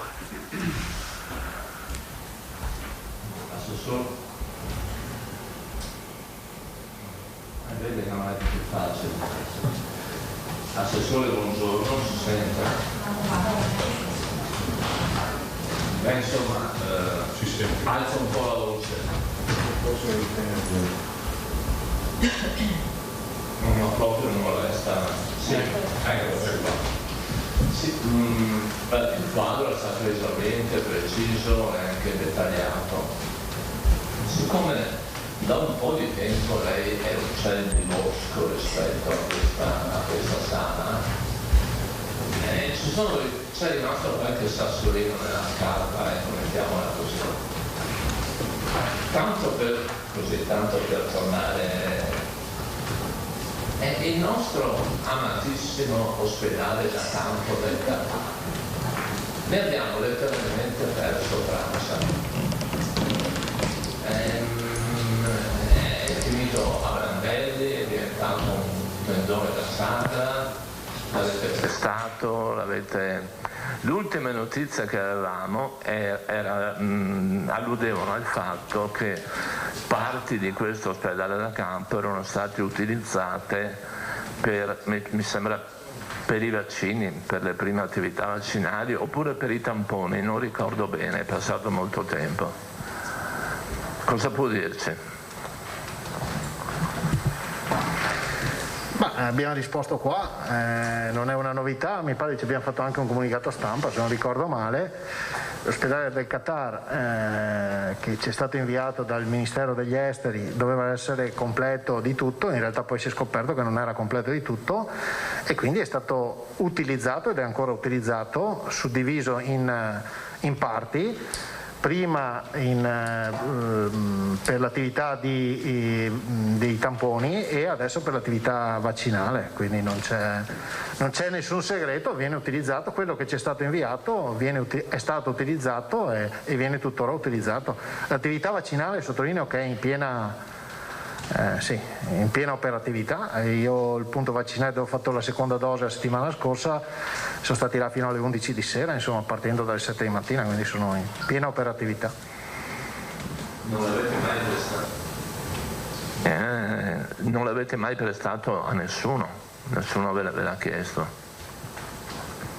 No, l'abbiamo prestato a qualcuno chi? Altre regioni? No, l'abbiamo utilizzato per la nostra sanità, ne aveva la necessità e quindi è stato utilizzato dalla nostra sanità del Veneto. Grazie. L'altra domanda riguarda proprio un suo cavallo di battaglia, l'algoritmo, il nostro prezioso algoritmo. No, il modello previsionale che al di là delle battute nelle prime fasi è stato un punto di riferimento perché si è dimostrato complessivamente attendibile e insomma ha fornito delle indicazioni importanti. Qualcosa mi dice che lei continua a metterci lo zampino su questo algoritmo e allora dai, si sbottoni un attimo e ci dica qualcosina. Allora, intanto sul fatto, non ho risposto prima, l'uccello di bosco non è che sono scomparso, sono rimasto qua fino al 5 dicembre del 2020 con grossa difficoltà perché vorrei ricordare che in agosto abbiamo avuto 2 emergenze piuttosto rilevanti, quella della tromba d'aria di Arzignano, dico di Arzignano ma poi ha coinvolto anche altre realtà, e l'evento alluvionale nel Bassanese. Poi a dicembre, peraltro con epicentro proprio nel mio comune, c'è stata quell'emergenza a cui facevo riferimento prima, ha piovuto più del 66, scusate se lo ripeto, e più del 2010, quindi non è stata una passeggiata e quindi non sono più riuscito a essere presente in conferenza stampa perché la conferenza stampa fatta a mezzogiorno e mezzo ti impedisce di essere in alcuni ambiti territoriali, soprattutto se si tratta di provincia di Belluno, poi c'è stata l'emergenza neve, addirittura la parte alta della provincia di Belluno, quindi diventava impossibile essere tutti i giorni qua. E anche se comunque sono al piano di sopra, cioè ci sono, come oggi, ci sono anche altre volte. E questo per spiegare che non sono uccelli di bosco, sono sempre stato presente. Per quanto riguarda l'algoritmo, io ho seguito nella fase iniziale dell'anno scorso alcuni aspetti di carattere, come dire, di pianificazione, di statistica. C'era ancora l'ingegner Gubian, se ve lo ricordate. È stato messo in piedi il sistema di tracciamento, prima ho fatto riferimento anche all'attività dei volontari in questo ambito, e anche un algoritmo che ci dicesse più o meno dove si andava a finire. Dopodiché sono passati mesi, Azienda Zero si è strutturata con una propria struttura che seguiva la parte di previsione oltre che di pianificazione, e quindi l'ha seguita loro. Io non è che l'ho seguita nella fase iniziale e poi l'ho guardata l'ho confrontata un po' con i dati che avevo io, ma non essendo, come dire, focalizzato in maniera così importante su questi aspetti, ovviamente l'ho seguita molto meno.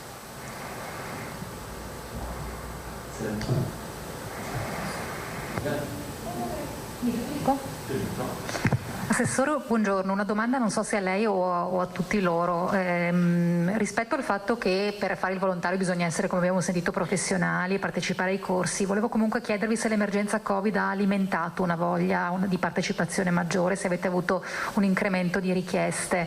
Lo domando anche per l'annoso problema poi, come sappiamo, della fine della leva obbligatoria, la necessità di un ricambio anche di associazioni d'arma come gli alpini. Grazie. Sì, grazie della domanda. Io farei rispondere a Ravenna per un motivo molto semplice, perché è stata evocata anche l'aspetto del servizio militare, quindi loro sono associazione d'arma, in realtà vale un po' per tutti, ne parlavamo prima con Maurizio, no? Poi l'ha detto, cioè, se non c'è ricambio diventa difficile. Quindi se vuoi rispondere tu magari sulle richieste, forse siete quelli col termometro più... Sì.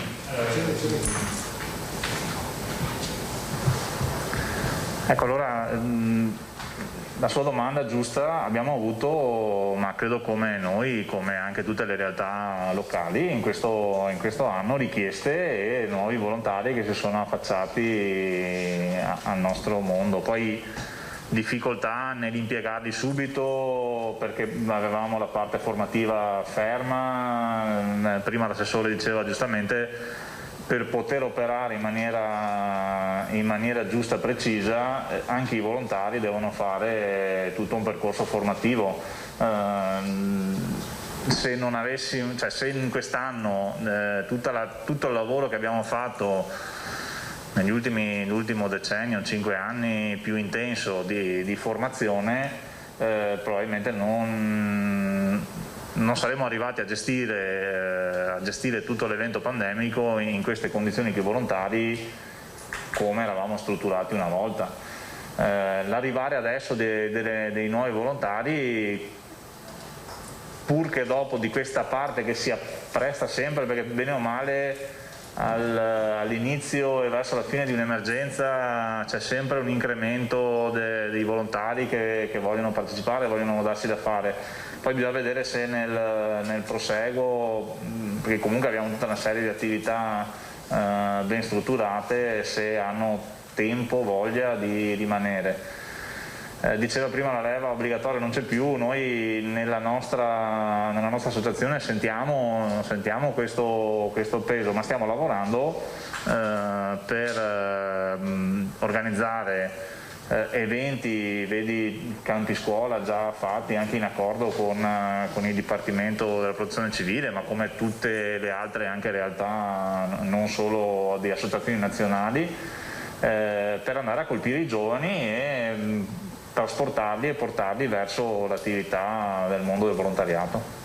Questo è l'aspetto emozionale, e invece Soppelsa ha invece anche i numeri su chi veramente ha formalizzato appunto richieste di poter entrare a far parte del sistema della protezione civile nazionale. È evidente che il fatto che non si faccia più servizio militare qualche impatto ce l'ha avuto, ma è altrettanto vero che ci sono tutta una serie di iniziative di sensibilizzazione. Penso a Io non rischio, quell'attività che viene messa in campo dai volontari di protezione civile di solito a ottobre, per contattare la popolazione e coinvolgerla, ma penso anche a Scuola Sicura, quell'attività che noi facevamo è stata sospesa per il Covid, entrando nelle scuole con esercitazioni in modo da appassionare i ragazzi.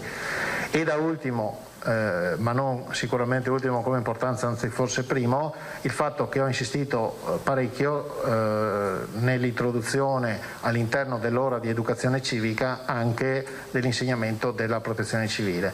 Questo sia per far capire al cittadino che ogni cittadino fa parte del sistema, perché questo dice la legge sulla protezione civile: ogni cittadino fa parte del sistema, non solo i volontari o le strutture pubbliche, quindi ogni cittadino dovrebbe avere la consapevolezza dei rischi a cui siamo esposti, avere le informazioni sull'autoprotezione che può darsi, conoscere il piano di protezione civile comunale, eccetera, eccetera, ma anche con l'intendimento e la speranza che magari i ragazzi si avvicinino a questo mondo. E quindi se Soppel vuole dare qualche numero. Sì, solo 2 numeri. Noi abbiamo un portale sul quale tra l'altro si registrano i volontari. I volontari per poter essere registrati devono essere anche formati, quindi aver fatto il corso base. Il 1° maggio avevamo 24.710 volontari, oggi abbiamo 25.222 volontari. Quindi diciamo che in neanche 2 mesi ci sono nuove adesioni per oltre 500 volontari. Teniamo conto che una parte sicuramente si è cancellata, per cui saremo almeno sui 600 nuovi volontari in neanche 2 mesi.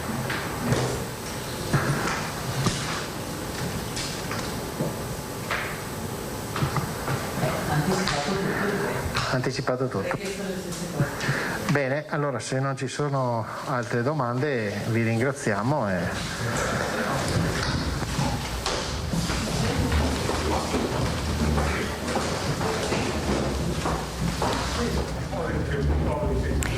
Dunque si è conclusa la conferenza stampa dell'assessore Bottacin che ha tracciato questi 15 mesi di lavoro, intenso lavoro dei volontari della protezione civile impegnati da un lato sul fronte Covid, ha detto sin dalla prima sera con l'allestimento delle tensostrutture fuori dall'ospedale di Schiavonia, senza dimenticare però anche le tante altre emergenze come quelle legate al maltempo, all'emergenza neve di questo inverno e poi gli aiuti che sono arrivati anche in Emilia-Romagna, insomma volontari sempre in prima linea. Se ci sono stati anche dei ricordi emozionali come quello fatto da Maurizio Cappello, che ha detto: ricordo quando abbiamo fatto il primo trasporto di mascherine da Rovigo, l'autostrada completamente deserta, nemmeno una vettura, le uniche che incontravamo erano quelle delle forze dell'ordine ed è impossibile non riportare alla memoria quei giorni difficili del lockdown quando le nostre città erano deserte e tutti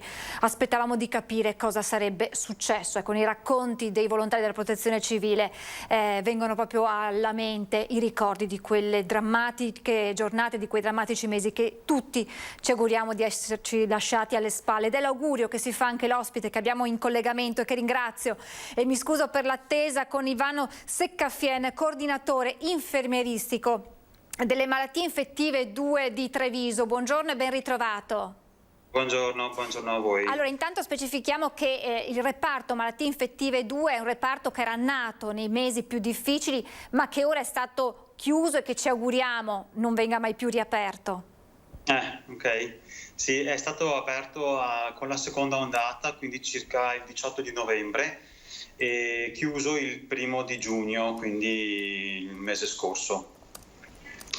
Quali sono stati i momenti, o meglio, le difficoltà che lei come coordinatore ha incontrato nella prima ondata e poi nella seconda ondata di novembre-dicembre 2020?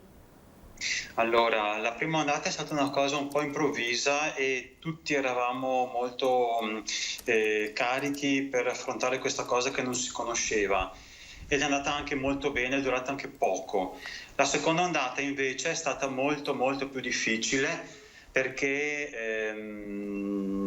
si sapeva più o meno a quello che si andava incontro e non eravamo ancora preparati in maniera adeguata. E quindi siamo arrivati in malattie infettive 2 in un certo senso disperati perché eravamo un gruppo di infermieri tutti diversi, perché venivamo da varie realtà, quindi non ci conoscevamo, non conoscevamo l'ambiente in cui eravamo andati a lavorare e quindi molta confusione. E questo ci ha un po' destabilizzati, poi però ce l'abbiamo fatta anche molto bene. Che cosa è scattato in ognuno di voi? Lei diceva arrivavamo da vari reparti, da varie realtà, ci siamo trovati ad affrontare questa cosa più grande anche di noi, perché insomma abbiamo capito quanto il Covid ancora adesso purtroppo abbia tanti lati da conoscere. È un virus nuovo e che ha spaventato e continua purtroppo a far paura ora con le varianti. Che cosa vi ha uniti poi in quelle giornate? Ci ha unito il gruppo di lavoro è stato fondamentale, perché eravamo, seppur non ci conoscevamo, però avevamo questo obiettivo di andare avanti e di fare del nostro meglio. Quindi la diversità e la non conoscenza ci ha arricchito molto, perché ci siamo proprio messi insieme, e proprio è stata una resilienza, una voglia di affrontare al massimo questa cosa. E devo dire che dopo, nonostante l'inizio, dopo abbiamo preso un ritmo e un sistema di lavoro organizzativo che ci ha permesso di affrontare tante difficoltà, perché le difficoltà ovviamente erano all'ordine del giorno. Gestire il paziente non era assolutamente una cosa semplice, perché nella zona rossa erano tutti guardati, perché io ero fuori, in un certo senso non è che avevo un diretto contatto con il paziente, ma i ragazzi, gli OSS, gli infermieri, i medici che entravano, si bardavano, dovevano entrare, stare per ore, e quindi tutta questa difficoltà a gestire questa cosa fisica di vestizione si aggiungeva poi tutta la parte psicologica e la parte di relazione, che a volte il paziente, quando purtroppo era pronto a mancare, perché la difficoltà era anche questa, il paziente si aggravava e si avvicinava all'exitus. E questo era molto molto difficile, perché dovevano gestire tutti i dispositivi di respirazione, le CPAP piuttosto che gli alti flussi, e quindi il paziente era da gestire e l'operatore faceva molta fatica, perché doveva accettare questa cosa, che sapeva che in qualche maniera la cosa ci sarebbe conclusa, ed era molto frustrante. Che cosa le dicevano i suoi colleghi? Immagino che il coordinatore poi fosse la spalla su cui piangere, magari le lacrime non uscivano, però la disperazione, l'impatto psicologico anche di dover accompagnare il paziente nei suoi ultimi momenti, sostituendo, mi passi questo termine, i familiari che purtroppo non potevano essergli vicini. Certo. Allora, le lacrime sono comunque scese, perché è ovvio che succede questo.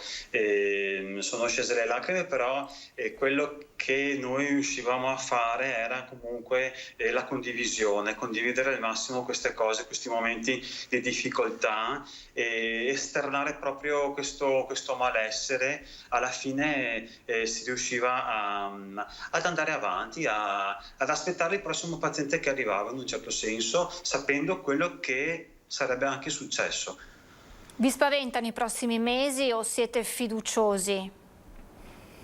Allora, posso dire una cosa, è un paradosso. Noi abbiamo fatto questo percorso insieme a Malattie Infettive 2 di circa 6 mesi, e ripeto, all'inizio è stato molto difficile, alla fine però abbiamo creato un gruppo talmente unito che quasi quasi ci dispiaceva lasciarlo.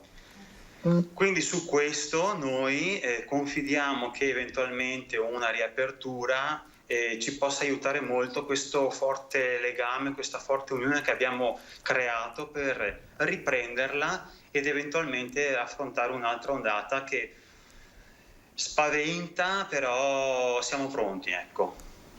Grazie davvero, grazie da parte mia, ma credo anche di chi ci sta guardando, a voi, a tutto il comparto sanitario, dagli OSS, agli infermieri, ai medici, a tutti coloro che in questi mesi davvero hanno fatto un lavoro che è difficile immaginarlo. Un'ultimissima cosa, perché poi ho la pubblicità, il meteo e poi uno spazio importante della sanità, un ultimissimo, proprio un flash a chi ancora oggi, dopo 15 mesi, nega l'esistenza o la gravità del Covid.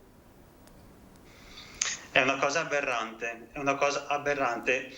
proprio adesso, guardi, c'è un paziente che è arrivato e i familiari non si sono vaccinati, quindi dobbiamo gestire le visite, e questi signori dovranno farsi un tampone ogni 48 ore. Allora io proprio gli ho chiesto, ma perché? E loro sono proprio intransigenti e non intendono farsi il vaccino. Questa è una cosa veramente sconvolgente, perché non va bene, non è questo il sistema di risolvere il problema. Responsabilità, noi lo continuiamo a ripetere, l'arma più importante in questa fase. Grazie davvero, grazie infinitamente a Ivano Seccaffien per la sua testimonianza professionale ma soprattutto umana che ci ha dato. Grazie davvero e buon lavoro a lei e a tutti i suoi colleghi. Grazie a voi, buona giornata. E terminiamo questa edizione straordinaria, pochi minuti di pubblicità e poi iniziamo con la straordinaria A3, parleremo dell'importanza delle cure palliative nella qualità della vita insieme alla dottoressa Paola Paiusco, direttore dell'unità operativa complessa delle cure palliative dell'USL 2. Meteo, pubblicità e poi ritorniamo in diretta con la straordinaria A3, a tra poco.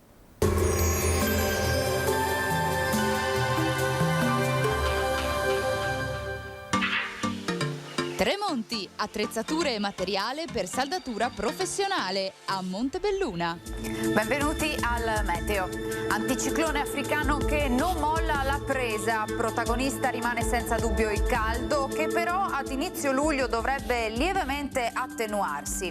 Vediamo intanto il dettaglio di martedì 29 giugno.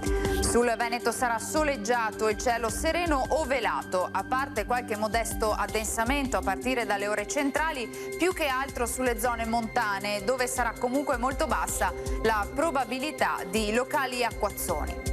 Temperature minime comprese tra 17 e 24 gradi, valori massimi oscillanti invece tra i 30 e i 36 gradi con sensazione di afa molto presente.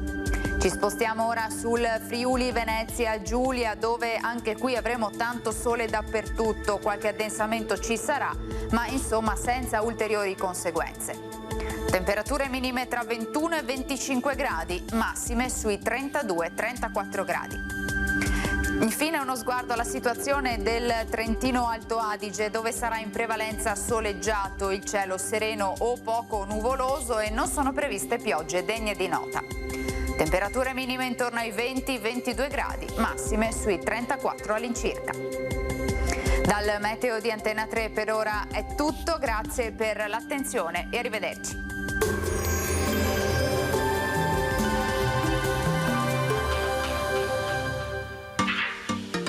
Tremonti, attrezzature e materiale per saldatura professionale a Montebelluna.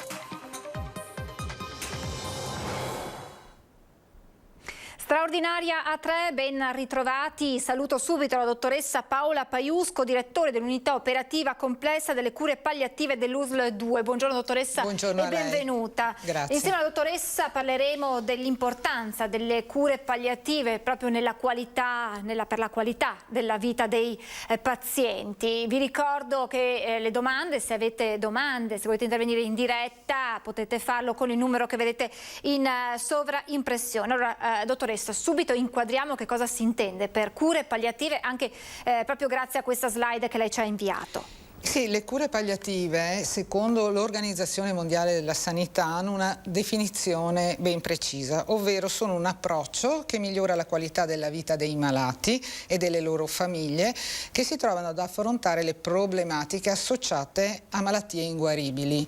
Per malattie inguaribili si intendono diverse malattie e non necessariamente alla fine della vita. E queste malattie inguaribili, questi pazienti e queste famiglie hanno bisogno della prevenzione e del sollievo dalla sofferenza che può essere di vari aspetti, e quindi di una identificazione precoce ed un ottimale trattamento del dolore, delle altre problematiche di natura fisica, quindi sintomi e altro, ma anche psicosociale e spirituale.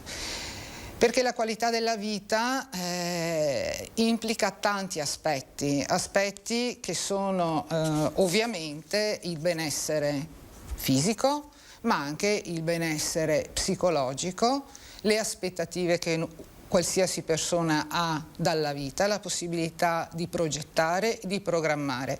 E quindi tutti noi, quando abbiamo sperimentato magari anche un breve periodo di patologia, anche acuta, con una inabilità parlo ad esempio una frattura di femore, quindi cose che sono tutto sommato risolvibili, abbiamo tutti provato la frustrazione che la perdita dell'autonomia o la perdita di non poter fare quello che normalmente facciamo provoca a livello psicologico, ma anche poi fisico e anche come reazioni alle volte depressive nell'essere umano. A maggior ragione persone affette da malattie croniche. Le malattie croniche sono tante, sono la maggior parte delle malattie, per le quali ci sono delle terapie che consentono di avere anche una vita normale. Ma tutte le malattie croniche a un certo punto arrivano ad essere in stadio un attimo più avanzato e quindi le terapie che normalmente riuscivano a contenere questi sintomi e a far sì che le persone potessero avere una vita normale o quasi normale vengono a mancare o perlomeno non sono più così efficaci.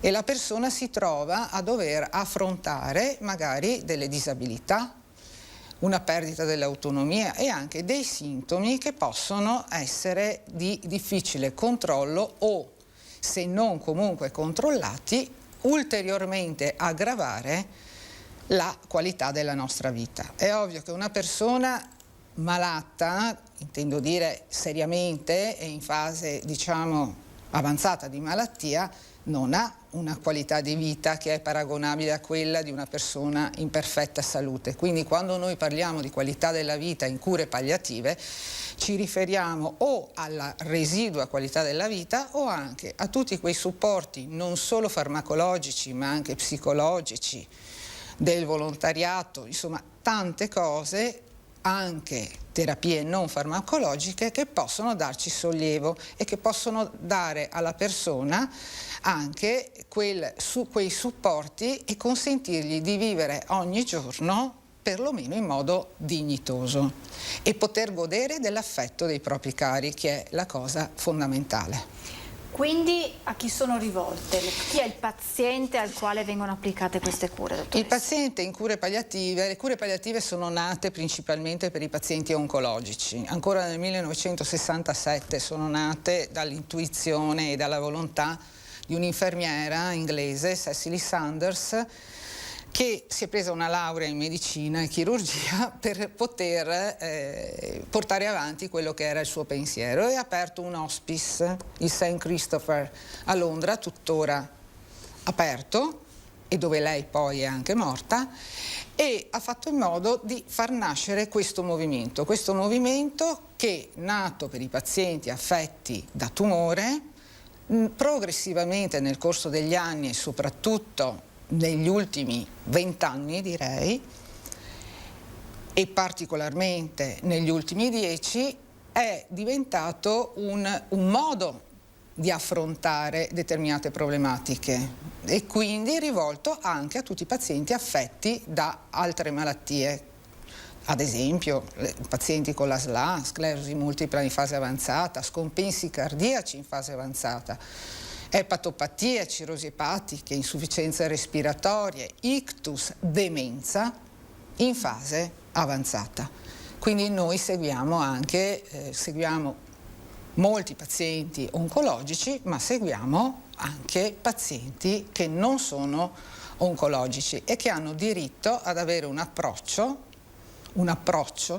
soprattutto questo, dedicato a loro, tagliato su misura come un vestito per loro e per la loro famiglia, in maniera da cercare di rendere dignitosi i loro giorni e, quando è il momento, anche accompagnarli nell'ultimo viaggio, intendo dire, in maniera che sia esente da sofferenze inutili. Quindi lei parlava di un abito sartoriale, quindi sì, non fatto solo per la patologia, ma anche per il paziente e per il contesto familiare nel quale vive. Esatto, ogni storia è una storia a sé, ogni paziente ha anche età diverse e quindi ogni età deve essere affrontata in modo diverso.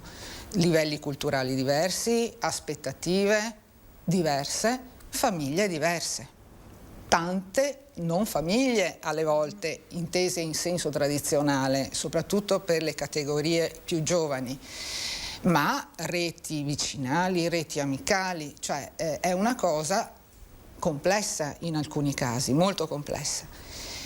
E noi siamo delle persone che entrano in un nucleo familiare e quindi noi dobbiamo entrare in punta di piedi e dobbiamo cercare di capire quali sono le esigenze, essere anche rispettosi, non dare giudizi soprattutto, e essere e ascoltare, parlare anche, ma innanzitutto ascoltare. In questo modo si riesce poi a creare quella che si chiama, no, alleanza terapeutica e quindi essere poi anche un riferimento. Le equip di cure palliative sono formate da medici, da infermieri, da psicologi e poi tutte le figure che possono servire, per cui magari la dietologa, il fisioterapista, l'anestesista in alcuni casi, il pneumologo, cioè c'è un nucleo, diciamo, che è quello fisso e dopodiché l'assistente sociale, perché molto spesso ci sono grossi problemi anche di natura sociale, c'è la necessità anche di aiutare queste persone ad avere anche dei contributi quando sono dovuti, perché permettono magari di prendere un assistente familiare, di avere un aiuto anche esterno.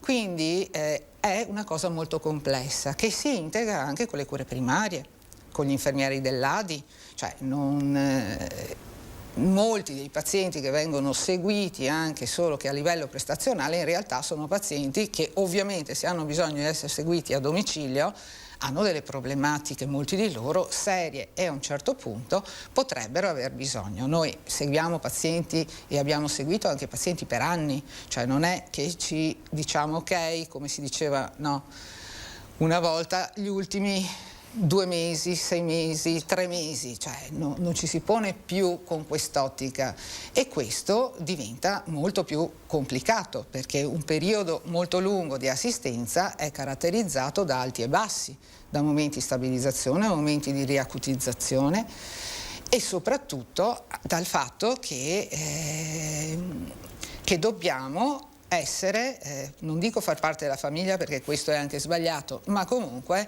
non essere visti come degli intrusi o come delle persone che prevaricano e che dicono so tutto io e tu fai quello che dico, punto. E questo è assolutamente fondamentale in cure palliative. E in cure palliative rispetto, come anche in tante altre, rispetto dell'essere umano, della dignità, della sua particolarità. Senza, come dicevo prima, pregiudizi, bisogna svestirsi un attimino di quelle che, cioè quando sono a casa posso pensarla come voglio, quando sono al lavoro devo accogliere il paziente e la sua famiglia. Quanto, è una domanda che mi è arrivata sentendola parlare, l'aspetto umano, psicologico entra in gioco quando voi vi confrontate con il paziente, con la sua famiglia, cioè come si esce? È un aspetto che rientra in quella che è il mondo della medicina, chi fa il medico, chi fa l'infermiere sicuramente avrà un coinvolgimento. Certo. Quanto si riesce però a restare, mi passi il verbo, la parola, professionali e quanto però l'aspetto umano entra in gioco? Ci sono delle situazioni in cui più di altre fate fatica a rimanere professionali al 100%? No, bisogna rimanere professionali, però questo non è che non ha un impatto sugli operatori. Tanto è vero che a parte il periodo, diciamo, Covid, che è stato particolarmente difficile anche da questo punto di vista perché si fanno supervisioni d'equipe, cioè nel senso le persone che possono essere in difficoltà, gli operatori che possono essere in difficoltà vengono presi in carico anche a livello psicologico e si cerca, cioè un'equipe deve essere accogliente non solo nei confronti dei pazienti o delle loro famiglie ma anche dei suoi membri e questo devo dire, lo devo dire in questo periodo anche con preoccupazione, ma sono convinta che recupereremo, il fatto di aver dovuto ridurre riunioni d'equipe, cioè momenti di condivisione, si sente molto. E ciò nonostante siamo riusciti come azienda US numero 2 e anche insieme ad Advar, perché è giusto, no, che diciamo che per i distretti di Treviso Sud e Treviso Nord noi abbiamo anche una partnership con Advar, che segue circa il 40% dei pazienti, il 60% li segue l'USL, e con i quali abbiamo raggiunto oggettivamente, loro sono inseriti nella rete dei servizi e anche loro hanno avuto le stesse difficoltà nostre, però insieme col distretto poi Treviso Sud, Treviso Nord, Asolo e Pieve di Soligo, noi siamo riusciti nel 2020 a dare assolutamente risposte e comunque a raggiungere il 62% dei deceduti anno per tumore assistiti in cure palliative domiciliari o in hospice, anzi non gli assistiti, perché gli assistiti sono di più, ma i deceduti, 62%. Lo dico ringraziando tutte le persone, gli infermieri, i medici che hanno, i psicologi, tutti gli operatori dell'hospice, eccetera, è il risultato migliore della Regione Veneto. E allora entriamo nello specifico di quelli che sono le tipologie di assistenza che vengono fornite, che vengono date ai pazienti. Allora, le tipologie di assistenza sono diverse. Allora, innanzitutto al giorno d'oggi si parla di cure palliative precoci, di cure simultanee e di cure palliative di base, di cure palliative specialistiche. È una cosa un po' complicata, no? Che più per gli addetti al lavoro che non per il pubblico. Nel senso, quando io ho iniziato, diciamo, questo percorso 20 anni fa, si parlava di cure di fine vita. Progressivamente il concetto si è allargato e si è cominciato a parlare di cure palliative precoci e di cure simultanee. Cosa sono le cure simultanee? Le cure simultanee sono, per i pazienti oncologici ad esempio, un approccio che viene fatto dall'oncologo insieme col palliativista. Abbiamo a Treviso in oncologia un ambulatorio a cui partecipo io, un'infermiera dell'oncologia e un oncologo di riferimento, e vediamo i pazienti che non necessariamente verranno presi poi in cure palliative domiciliari, ma che hanno iniziato magari un percorso di chemioterapia, che presentano sintomi di difficile controllo, dolore, nausea, hanno bisogno di nutrizione parenterale totale, ovvero annuizione di supporti nutrizionali per poter affrontare al meglio le chemioterapie. Oppure, e quindi questi vengono all'ambulatorio e vengono valutati e vengono presi gli opportuni provvedimenti in accordo con l'oncologo. Oppure possono essere pazienti che già stanno affrontando il loro percorso da diversi anni e che magari cominciano ad avere delle difficoltà anche deambulatorie, oppure per loro è molto difficile riuscire ad accedere agli ambulatori, all'ospedale. In questo caso determinate terapie di supporto possono essere fatte a domicilio. Questo può avvenire anche per pazienti con altre patologie, fino poi ad arrivare al momento in cui magari le cure, la chemioterapia viene sospesa o le cure attive vengono sospese, ma questo non significa che, siccome sono sospese le cure attive, non ci sia nulla da fare, anzi c'è molto da fare. Alle volte insieme con l'oncologo si decide anche di interrompere, ma di interrompere in senso positivo, perché magari le condizioni del paziente non consentono di continuare una chemioterapia, si cerca di sostenerlo e magari poi si può anche riprendere una chemioterapia. Abbiamo una telefonata in linea, pronto? Buongiorno. Buongiorno, sono Breda ad Algisa. Prego. Io ho sempre saputo che c'è un'assistenza domiciliare per le persone, io ho 83 anni, ecco, tanto per capirci. 1 anno e mezzo sono stata imputata a un braccio e io non ho mai visto nessuno della nostra Villorba, delle nostre assistenti sociali, queste cose qua, che venissero a darmi un'occhiata. Sì. Stanno parlando in televisione adesso di tutta questa assistenza che c'è. Io non lo so se questa cosa è tutta a pagamento o se... No. Allora, signora Dalgisa, adesso la dottoressa Paiusco le risponde, magari non so se ha bisogno anche di qualche informazione in più. Prego, dottoressa. Sì, io stavo parlando, signora, di non di disabilità, ma di malattie cioè molto importanti e che necessitano di fleboterapia del dolore, cioè tante cose, paracentesi a domicilio. Il discorso degli assistenti sociali è in linea di massima demandato ai comuni. Allora, le sue necessità in linea di massima noi siamo attivati dal medico di medicina generale o dai reparti ospedalieri, quindi se lei poi vuole chiamare il distretto oppure la richiamo dopo in maniera da capire qual è la sua problematica, che però esula, mi sembra di capire, dal problema che stiamo adesso discutendo, in cui stiamo parlando di altro. Non è stato tolto un braccio, da quello che ho capito, e quindi forse le esigenze sono altre, e dopo magari la contatto. Le va bene? Ma anche solo per passare a dare un saluto e dire allora Giulia, come sta? Ecco, ma anche questo è importante quando non so più io non sono più la persona di prima, logicamente. Certo. Capito? Signora, adesso vediamo di aiutarla anche attraverso la dottoressa Paiusco, vediamo di aiutarla perché insomma la sua è una storia purtroppo anche di solitudine, e anche insomma in questo periodo ancora di più per le persone non più giovani. Sappiamo quanto sia pesante questo momento, e quindi stia tranquilla signora Dalgisa, vediamo in qualche modo di aiutarla, va bene? Va bene.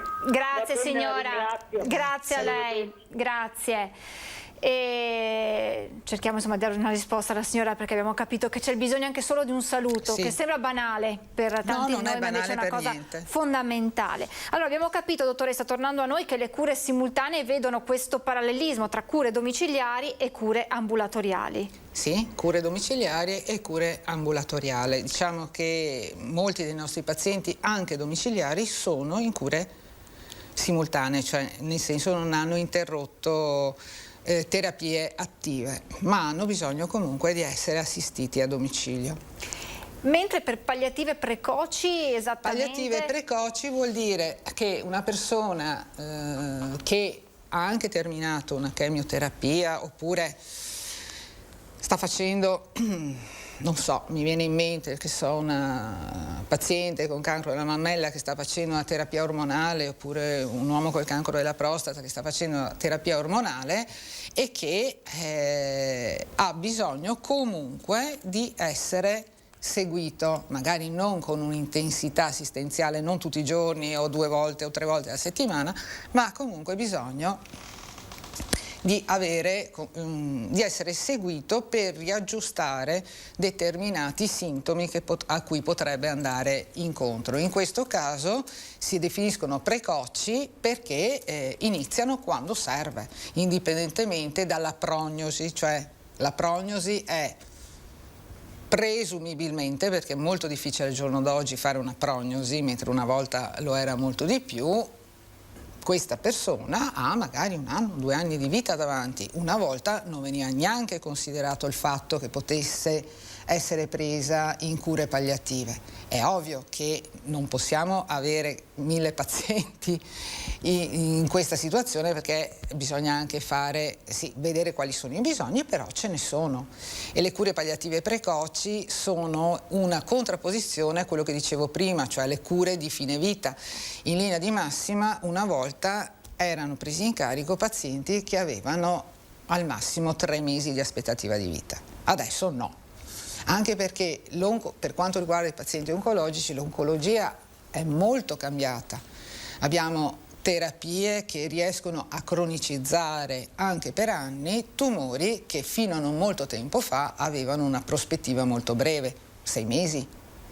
Intendo dire, quindi non che non ci siano ancora purtroppo delle situazioni così, però stiamo entrando in una ottica completamente diversa. E devo dire che per i servizi, cioè per gli operatori, è più complessa paradossalmente. È molto più semplice sotto un certo punto di vista quando le cose sono chiare e sai dove stai andando e che cosa devi fare, che non nell'altro modo, anche perché devi condividere col paziente e con i familiari delle scelte. Questo devono fare le cure palliative. Le cure palliative devono essere un supporto e dare le informazioni anche per poter fare delle scelte consapevoli e non dei rifiuti o delle cose che sono magari determinate dalla disperazione del momento, perché non riesci a capire o a sapere determinate cose. E poi noi dobbiamo anche tener conto di quelle che si chiamano le disposizioni anticipate di trattamento, che sempre di più, anche se non in modo, cominciano a essere date, e quindi uno si può trovare adesso ad avere persone che hanno già deciso che rifiutano questo, che accettano, e non è facile. Una sorta di testamento biologico, sì, per far capire a Le direttive anticipate di trattamento sono proprio, c'è una legge, la 219. E noi facciamo quello che si chiama piano assistenziale, lo chiamiamo piano assistenziale individuale, cioè si cerca di condividere col paziente e con la famiglia passo per passo come procedere. Abbiamo un'altra telefonata in linea. Pronto? Buongiorno. Buongiorno. Prego. Io volevo chiedere come posso fare per questo piano individuale assistenziale. In che senso, scusi? Mi è stato detto, appena sentito adesso, che voi redigete un piano individuale assistenziale. Per entrare in contatto cosa devo fare? Mia moglie in questo momento è curata con l'ADVAR. Con ADVAR, esatto, ADVAR lo fa il piano assistenziale. Il piano assistenziale individuale è il condividere con lei, con la moglie, i percorsi, ovvero i trattamenti, se può continuare ad esempio una persona a rimanere a domicilio oppure è meglio che entri in hospice. Questo è il piano assistenziale individuale e ADVAR lo fa, cioè non è una cosa che scrivo tipo un documento, una ricetta, cioè è una cosa che muta. Magari quando ho iniziato con ADVAR le necessità erano di un tipo, quindi ADVAR ha dato risposte per quelle, poi le necessità cambiano e quindi tu ti adegui a queste necessità. Quindi io seguo l'ADVAR allora a questo punto. Sì, se lei è già seguito da ADVAR è giusto che continui con ADVAR. Va bene, allora ok, ho capito. Sì, che sono come noi agiamo nello stesso modo, cioè diciamo che l'USL magari prende in carico anche i pazienti più precoci rispetto a quelli che può prendere ADVAR. Però è una collaborazione che viene fatta tra sanità e ADVAR. Assolutamente. Okay, va bene. Grazie. Dottoressa, quando l'assistenza domiciliare non può più esserci, che alternative esistono? Ecco, le alternative, allora, premetto una cosa, che la maggior parte delle persone, se noi ce lo domandiamo e ci domandiamo, adesso magari l'argomento è triste, però è molto vero, è la vita, dove vogliamo morire, la maggior parte di noi dice nel mio letto a casa mia, e la maggior parte delle persone è lì dove si conclude, diciamo, il tutto. Però ci sono anche delle situazioni in cui non è possibile per vari motivi. E quindi in questo caso si propone eventualmente un ingresso in hospice. Che cos'è l'hospice? L'hospice è un luogo bello, intendo dire, anche dal punto di vista strutturale, cioè non è un reparto ospedaliero, non che non ci siano bellissimi reparti ospedalieri, però è fatto... ospedale è, dottore? Sì, da stanze singole, da luoghi il familiare, cioè c'è la possibilità di accogliere in tempi normali, intendo dire, anche il familiare. Ci sono operatori il cui rapporto, cioè il rapporto infermiere o OS rispetto ai pazienti è un rapporto ottimale, quindi tutte le esigenze del paziente vengono accolte e anche della famiglia. E noi abbiamo 2 hospice in azienda OS2, uno è Casa dei Gelsi con la quale l'USL ha la convenzione, a Treviso, e l'altro è l'Hospice Antica Fonte a Vittorio Veneto. Ultimamente da gennaio anche lo IOV di Castelfranco ha aperto 6 posti hospice con i quali lo stesso abbiamo degli ottimi rapporti e utilizziamo insomma per quelle situazioni. Io stessa sono il direttore sanitario dell'Hospice di Vittorio Veneto, essendo prevalentemente di ULSS, e quindi sì, lo so per esperienza diretta, non solo per sentito dire. Rimane comunque prioritaria l'assistenza in cure palliative domiciliari, perché è diversa. Infatti comunque anche l'Organizzazione Mondiale della Sanità ti dice di avere almeno il 45% dei pazienti in cure palliative domiciliari e il 20-25% hospice. E che mi viene da chiedere, è più complicato probabilmente l'assistenza domiciliare rispetto a quella che avviene in un hospice, o sono diverse? Dal punto di vista pratico è ovvio che seguire tanti pazienti in questo momento saranno 400-500 in linea, cioè nell'US 2 a domicilio. Ovviamente i posti in hospice sono 18 a Treviso e 10 a Vittorio Veneto. Il concetto comunque è che è ovvio che è più difficile, devo prendere la macchina, devo andare, ci sono le cosiddette urgenze, è logisticamente più difficile, come lo è, come sono le cure domiciliari in genere. E l'hospice, bene o male, è una struttura fisica, hai un'equipe, hai i turni, però dal punto di vista emotivo, dal punto di vista di quello che tu fai, non è che in hospice non ci sono. Certo. Anche lì, non dico non i drammi, ma comunque gli operatori devono affrontare situazioni sì, che alle volte sono molto dolorose. Devo dire che ultimamente ci stiamo evolvendo molto anche sul discorso hospice dal punto di vista di favorire temporanei di sollievo, ovvero persone che sono seguite a domicilio, i cui familiari magari hanno bisogno, stanno, come si dice, sono in difficoltà, oppure ci sono dei sintomi particolarmente difficili, quindi è meglio avere una persona che so, una settimana, 10 giorni sotto controllo, e quindi stiamo favorendo molto anche questi temporanei. Abbiamo un altro telespettatrice al telefono, pronto? Sì, pronto, buongiorno. Buongiorno. Nadia da Treviso. Salve, buongiorno signora Nadia, prego. Buongiorno anche alla dottoressa. Buongiorno. Niente, io volevo portare il mio contributo. Ho avuto bisogno dell'ADVA a domicilio per il papà, che sono venuti per 8 giorni e dopo è mancato nel 2010. La mamma nel 2012 è stata ricoverata alla casa di Gelsi, e devo ringraziare tutte le persone. Sono ancora emozionata dopo 11 anni e 9 anni. La capisco, signora. Che se non ci fossero bisognerebbe inventarli. Assolutamente d'accordo, signora, assolutamente d'accordo. Ho avuto un'assistenza meravigliosa. Grazie signora Nadia. Grazie a voi. No, grazie davvero per questo contributo. Abbiamo sentito la voce emozionata, ma capiamo insomma che cosa significa, e fa piacere, immagino, sentirsi queste cose. Fa piacere, dottoressa. ma soprattutto dal 2010 o dal 2012, grazie a Dio, intendo dire, sì, le cose sono cambiate, sono anche migliorate, e l'offerta adesso è molto più ampia.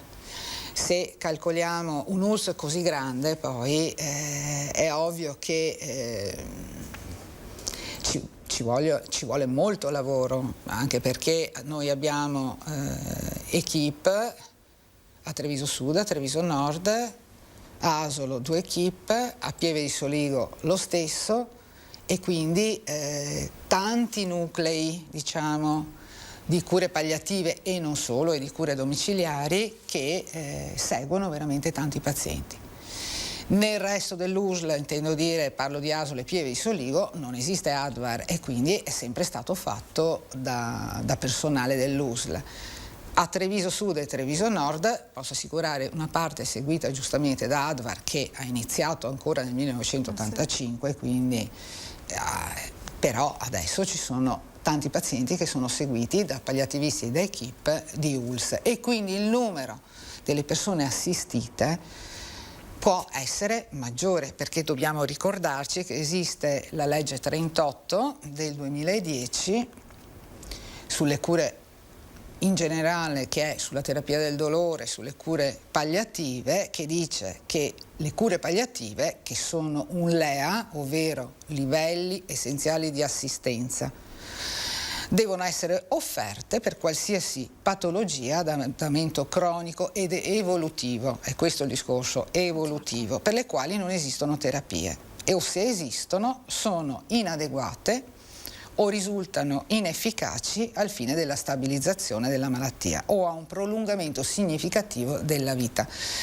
La legge 38 è del 2010, poche persone la conoscono, sanno. Io invito, se devo essere onesta, visto che bene o male tutti smanettiamo su internet, andare a darci un'occhiata, come dare un'occhiata anche alla legge 219 del 2018 che tratta non tanto del testamento biologico, è stato fatto molto, ma parla anche di cure palliative e di che cosa una persona consapevole può avere o può desiderare di avere o di non avere. Questo è una cosa importante per una società, perché in linea di massima noi non ci occupiamo delle disgrazie, fino a che non ci toccano, però avere un minimo di infarinatura, sapere quali sono le opportunità che posso avere, fanno in modo anche che io possa affrontare le difficoltà in modo più sereno, non trovarmi con una bomba che viene lanciata dentro una famiglia e sapere a chi rivolgersi anche. Sul sito dell'USL numero 2, se si digita, si trovano anche tutte le informazioni che servono. Allora io la fermo, dottoressa, così poi diamo anche l'indicazione di come richiedere queste cure palliative. Vi faremo vedere anche un bellissimo filmato che è relativo alla Giornata Nazionale del Sollievo. Prima però ci dobbiamo fermare per qualche istante di pubblicità, ci ritroviamo in diretta tra pochissimo.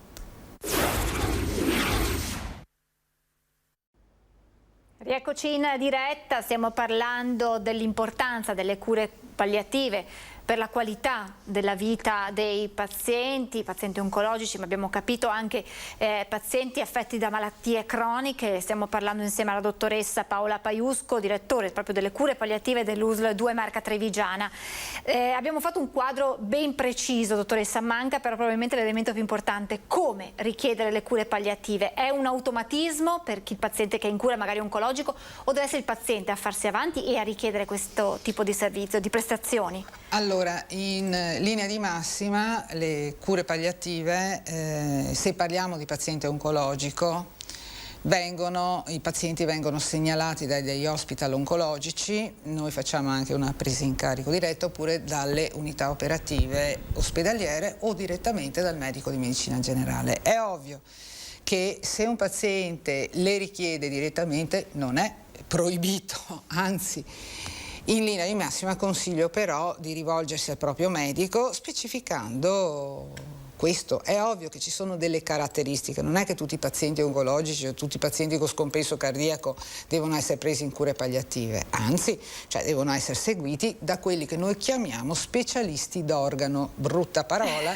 ma per gli addetti ai lavori è così. Il cardiologo è lo specialista d'organo preposto alle patologie cardiache, il pneumologo per le patologie respiratorie, il neurologo per quelle neurologiche.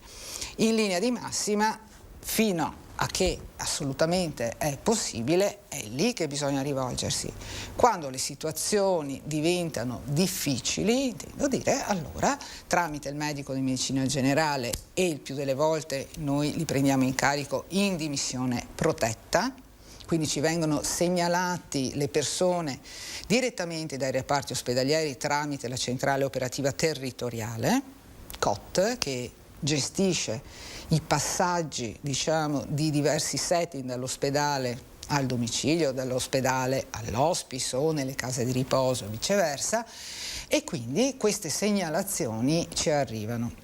Noi chiamiamo, ci accordiamo col paziente, col medico di famiglia, eccetera, eccetera, per la presa in carico e anche i tempi, se è una cosa che richiede urgenza.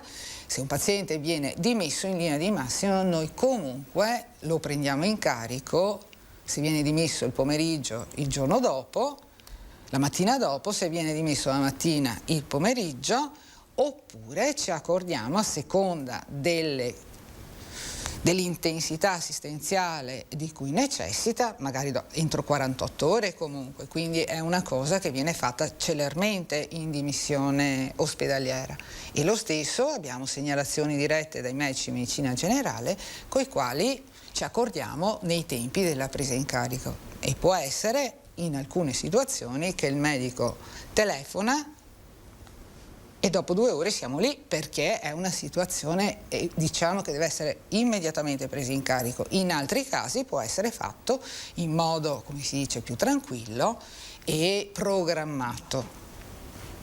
Abbiamo un'altra telefonata in linea. Pronto? Buongiorno. Buongiorno, sono Rosa. Prego. Allora, pronto, dottoressa? Sì, la sentiamo, prego. Buongiorno, signora Rosa. Buongiorno. Sì. Allora, volevo sento delle doppie voci. Sì, grazie. Anch'io ho un caso, cioè ho avuto mio marito appunto che... Ho avuto il marito che è stato ricoverato lì all'ospice Villa dei Cedri, e all'inizio tutto bene, tutto quanto, perché è perfetto, però a un certo punto mi avevano poi fatto presente che dopo 2 o 3 mesi mio marito sarebbe dovuto spostare, perché oltre non poteva stare lì in questa casa, e quindi improvvisamente poi è stato portato in ospedale a Treviso, e da lì c'è stato tutto un iter, perché poi dopo è stato portato alla casa degli anziani lì a Pederoba. Quindi sono rimasta un po' delusa da tutto l'insieme, perché all'inizio sembrava proprio che mio marito fosse proprio seguito fino alla fine, poi alla fine invece tutto qui. Prego, dottoressa. Sì. Grazie intanto, signora Rosa. Bisogna specificare che, e questo non è che sia cattiveria dell'hospice, che l'hospice ovviamente non è una casa di riposo, non è un centro servizi, non è una casa di cura, non è un ospedale, non è una lungodegenza, e quindi i tempi massimi per forza di cose non possono superare. Allora il tempo massimo sono 3 mesi, ma in casi eccezionali. In linea di massima in quasi tutti, anzi in tutti gli hospice del mondo, la media di ricovero è di 3 settimane.